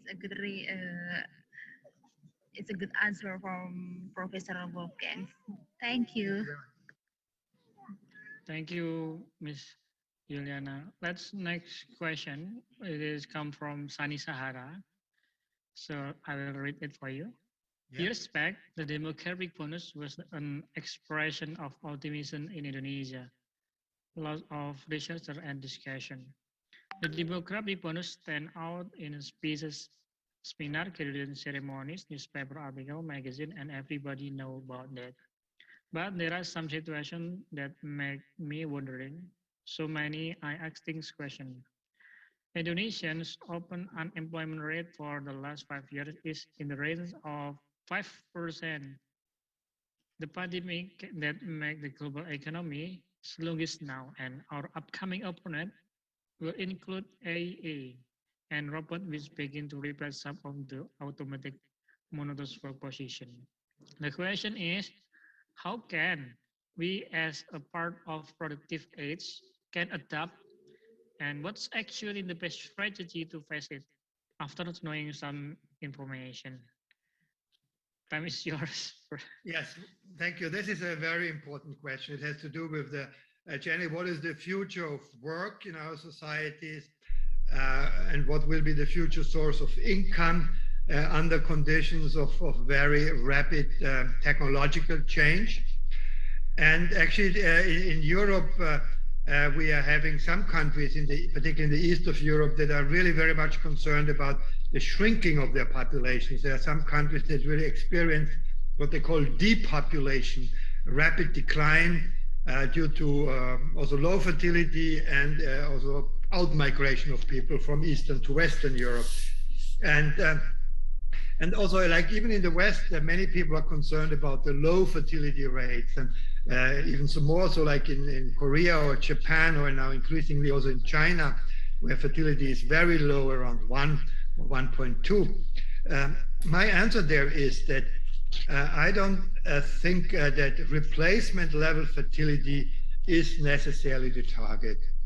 This is really coming out. It's somehow so deeply in the mind of so many people that we should aim at replacement level fertility. But we've done some calculations also about what is the optimal level of fertility. And it turns out to be quite somewhat below. It could be 1.6 or 1.5 or 1.7, depending on how you parameterize the model. But if you factor in not only the age structure and this very simplistic age dependency rate, but also look at the education structure, then if you have fewer children, you can invest more in terms of education in each child, and they will more than compensate their smaller number through higher productivity. So actually, I am quite optimistic about the future of low fertility countries if this is associated with a significant strengthening of human capital, of the capabilities of the young people. And this now brings me to the core of your question, employment, because it also helps to avoid massive unemployment. If you have many people who only have sort of intermediate skills, and then the robots come and automation, what should these people do? What would be their jobs? You don't need as much human labor anymore, but what you need is skilled people who can program these robots, who can develop them, and who can also sort of help govern our societies and do the planning, but these need to be skilled people. So that is very clear, particularly under rapid economic change. The jobs of the future will increasingly require high skills. So you don't need as many people, but you need people with more skills. That is my answer to your question. Interesting answer. Okay, is there any feedback, Mr. Sani? No? Okay, it's enough. Thank you so much for the question, everyone. So I think the topic is very interesting, but the time is short enough, so we cannot open the Q&A anymore.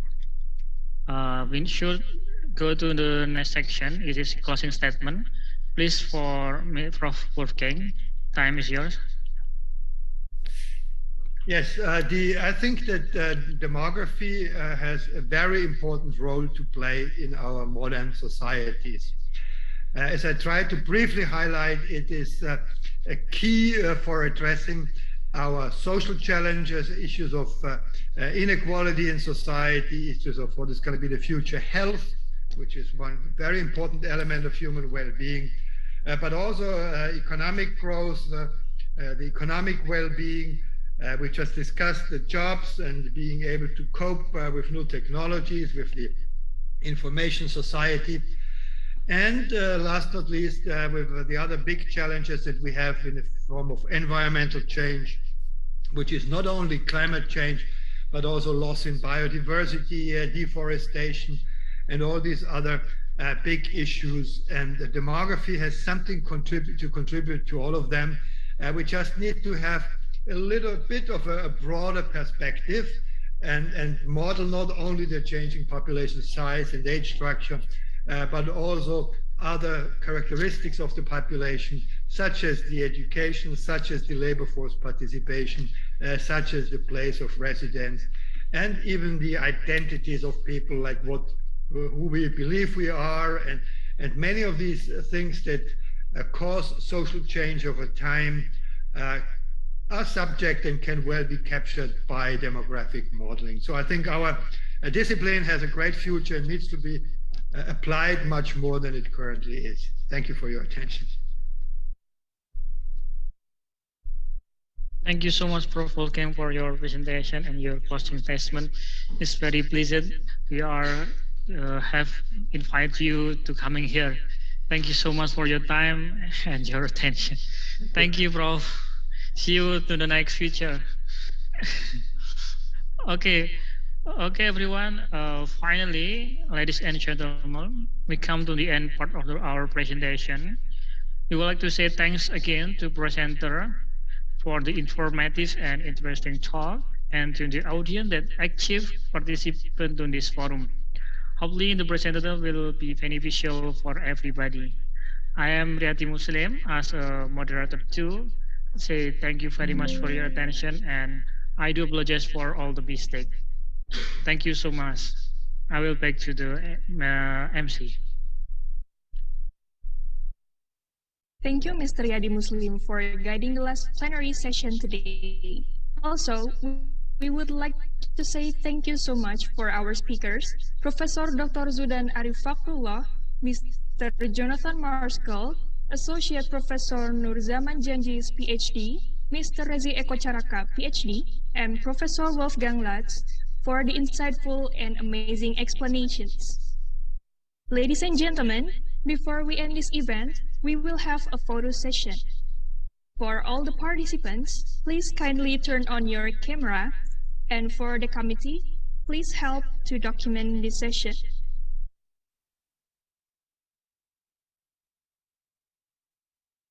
Starting from the first slide, the picture will be taken in 1, 2, 3. Okay, once again, for first slide, picture will be taken in 1, 2, 3. Okay, the next slide, the second slide, the picture will be taken in 1, 2, 3.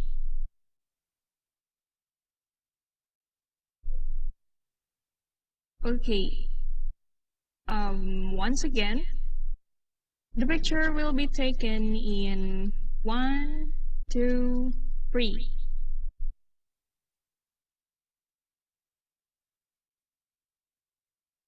Okay, thank you everyone. Ladies and gentlemen, we will have the closing remarks from Dr. Herman Saputro as the Vice Rector of Planning, Cooperation, and Information of Sebelas Maret University. For Dr. Herman Saputro, time is yours. Okay, thank you very much, Mr. Ceremony, Jasmine. Assalamualaikum warahmatullahi wabarakatuh. Good afternoon, ladies and gentlemen.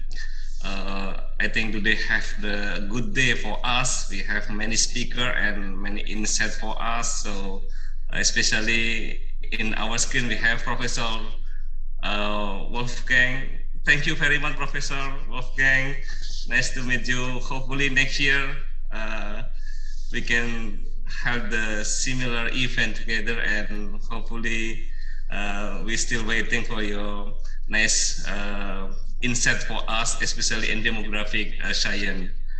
So very, very nice. I also appreciate for your amazing presentation. And then on behalf of Universitas Sebelas Maret, Surakarta, Indonesia, especially study program of demography and civil registration, vocational school, I would like to grateful to Professor Jamal Wibowo as our rector, and then Professor Zudan Arif Fakrullah as speaker 1, and then Mr. Jonathan Marskell as speaker 2, Associate Professor Nurzaman as speaker 4, and then Rezi Eka Caraka, PhD as speaker 5th, and then the last one, Professor Wolfgang Lutz is very, very nice. Thank you very much. Okay, we also very much to thank you for all the speaker. I think this is the good moment for us and good moment not only for our lecturer and then our student, but also for all the how to say researcher in demography. Also today have many insight in international conference demographic and civil registration. So I also would like to thank for all committee, Ms. Diana, and then the head of department, Ms. Julianti. Thank you very much for organizing this event. So I hope next year we can conduct a similar international conference with hopefully pandemic already done, and we can have the conference in the not by Zoom or online, but by offline in Indonesia. Professor Wang, please come to Indonesia next year if possible to visit Indonesia. And then this is I also would like to say thank you for all participants, and then for the sponsor and so on. And without you, I think this international conference is difficult to have. So I really say thank you for your nice cooperation. I wish all the presenter and then participant fruitful and memorable experience at the first in Codec 2021. Last but not least, I do hope we will meet again at the second international conference on demographic and civil registration. Second in Codec, I hope next year we had in Solo, Indonesia. Thank you very much for all participants, for speaker, and all members today, and hopefully see you in Codec, second in Codec 2022. Thank you very much. Bila taufik wal hidayah. Assalamualaikum warahmatullahi wabarakatuh. Thank you.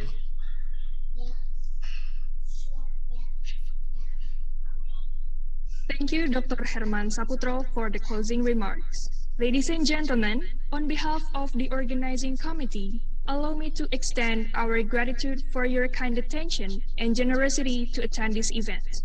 And last but not least, I do apologize for any mistake and inconvenience during today's event. Hopefully, this event brings you insight that will be useful for you. Thank you so much for your participation, and see you in International Conference on Demographics and Civil Registration next year. Have a nice day. Wassalamualaikum warahmatullahi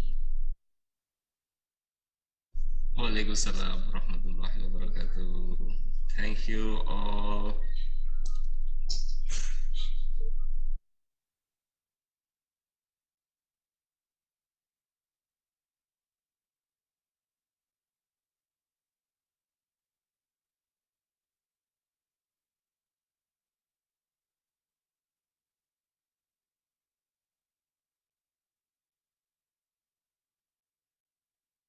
Recording stopped.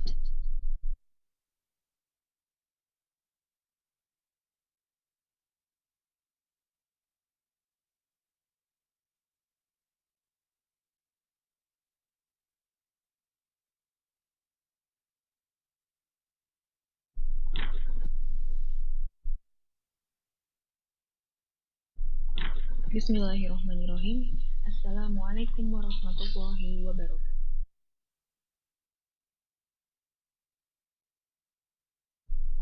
Bismillahirrahmanirrahim. Assalamualaikum warahmatullahi wabarakatuh.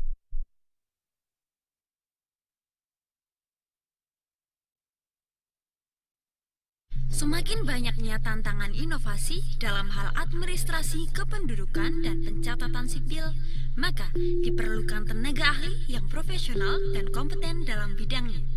Universitas 11 Maret melalui program studi D4 Demografi dan Pencatatan Sipil akan menjawab tantangan tersebut. Universitas 11 Maret bekerja sama dengan Direktorat Jenderal Kependudukan dan Pencatatan Sipil Kementerian Dalam Negeri Republik Indonesia untuk membentuk program studi yang khusus mempelajari ilmu-ilmu kependudukan dan pencatatan sipil.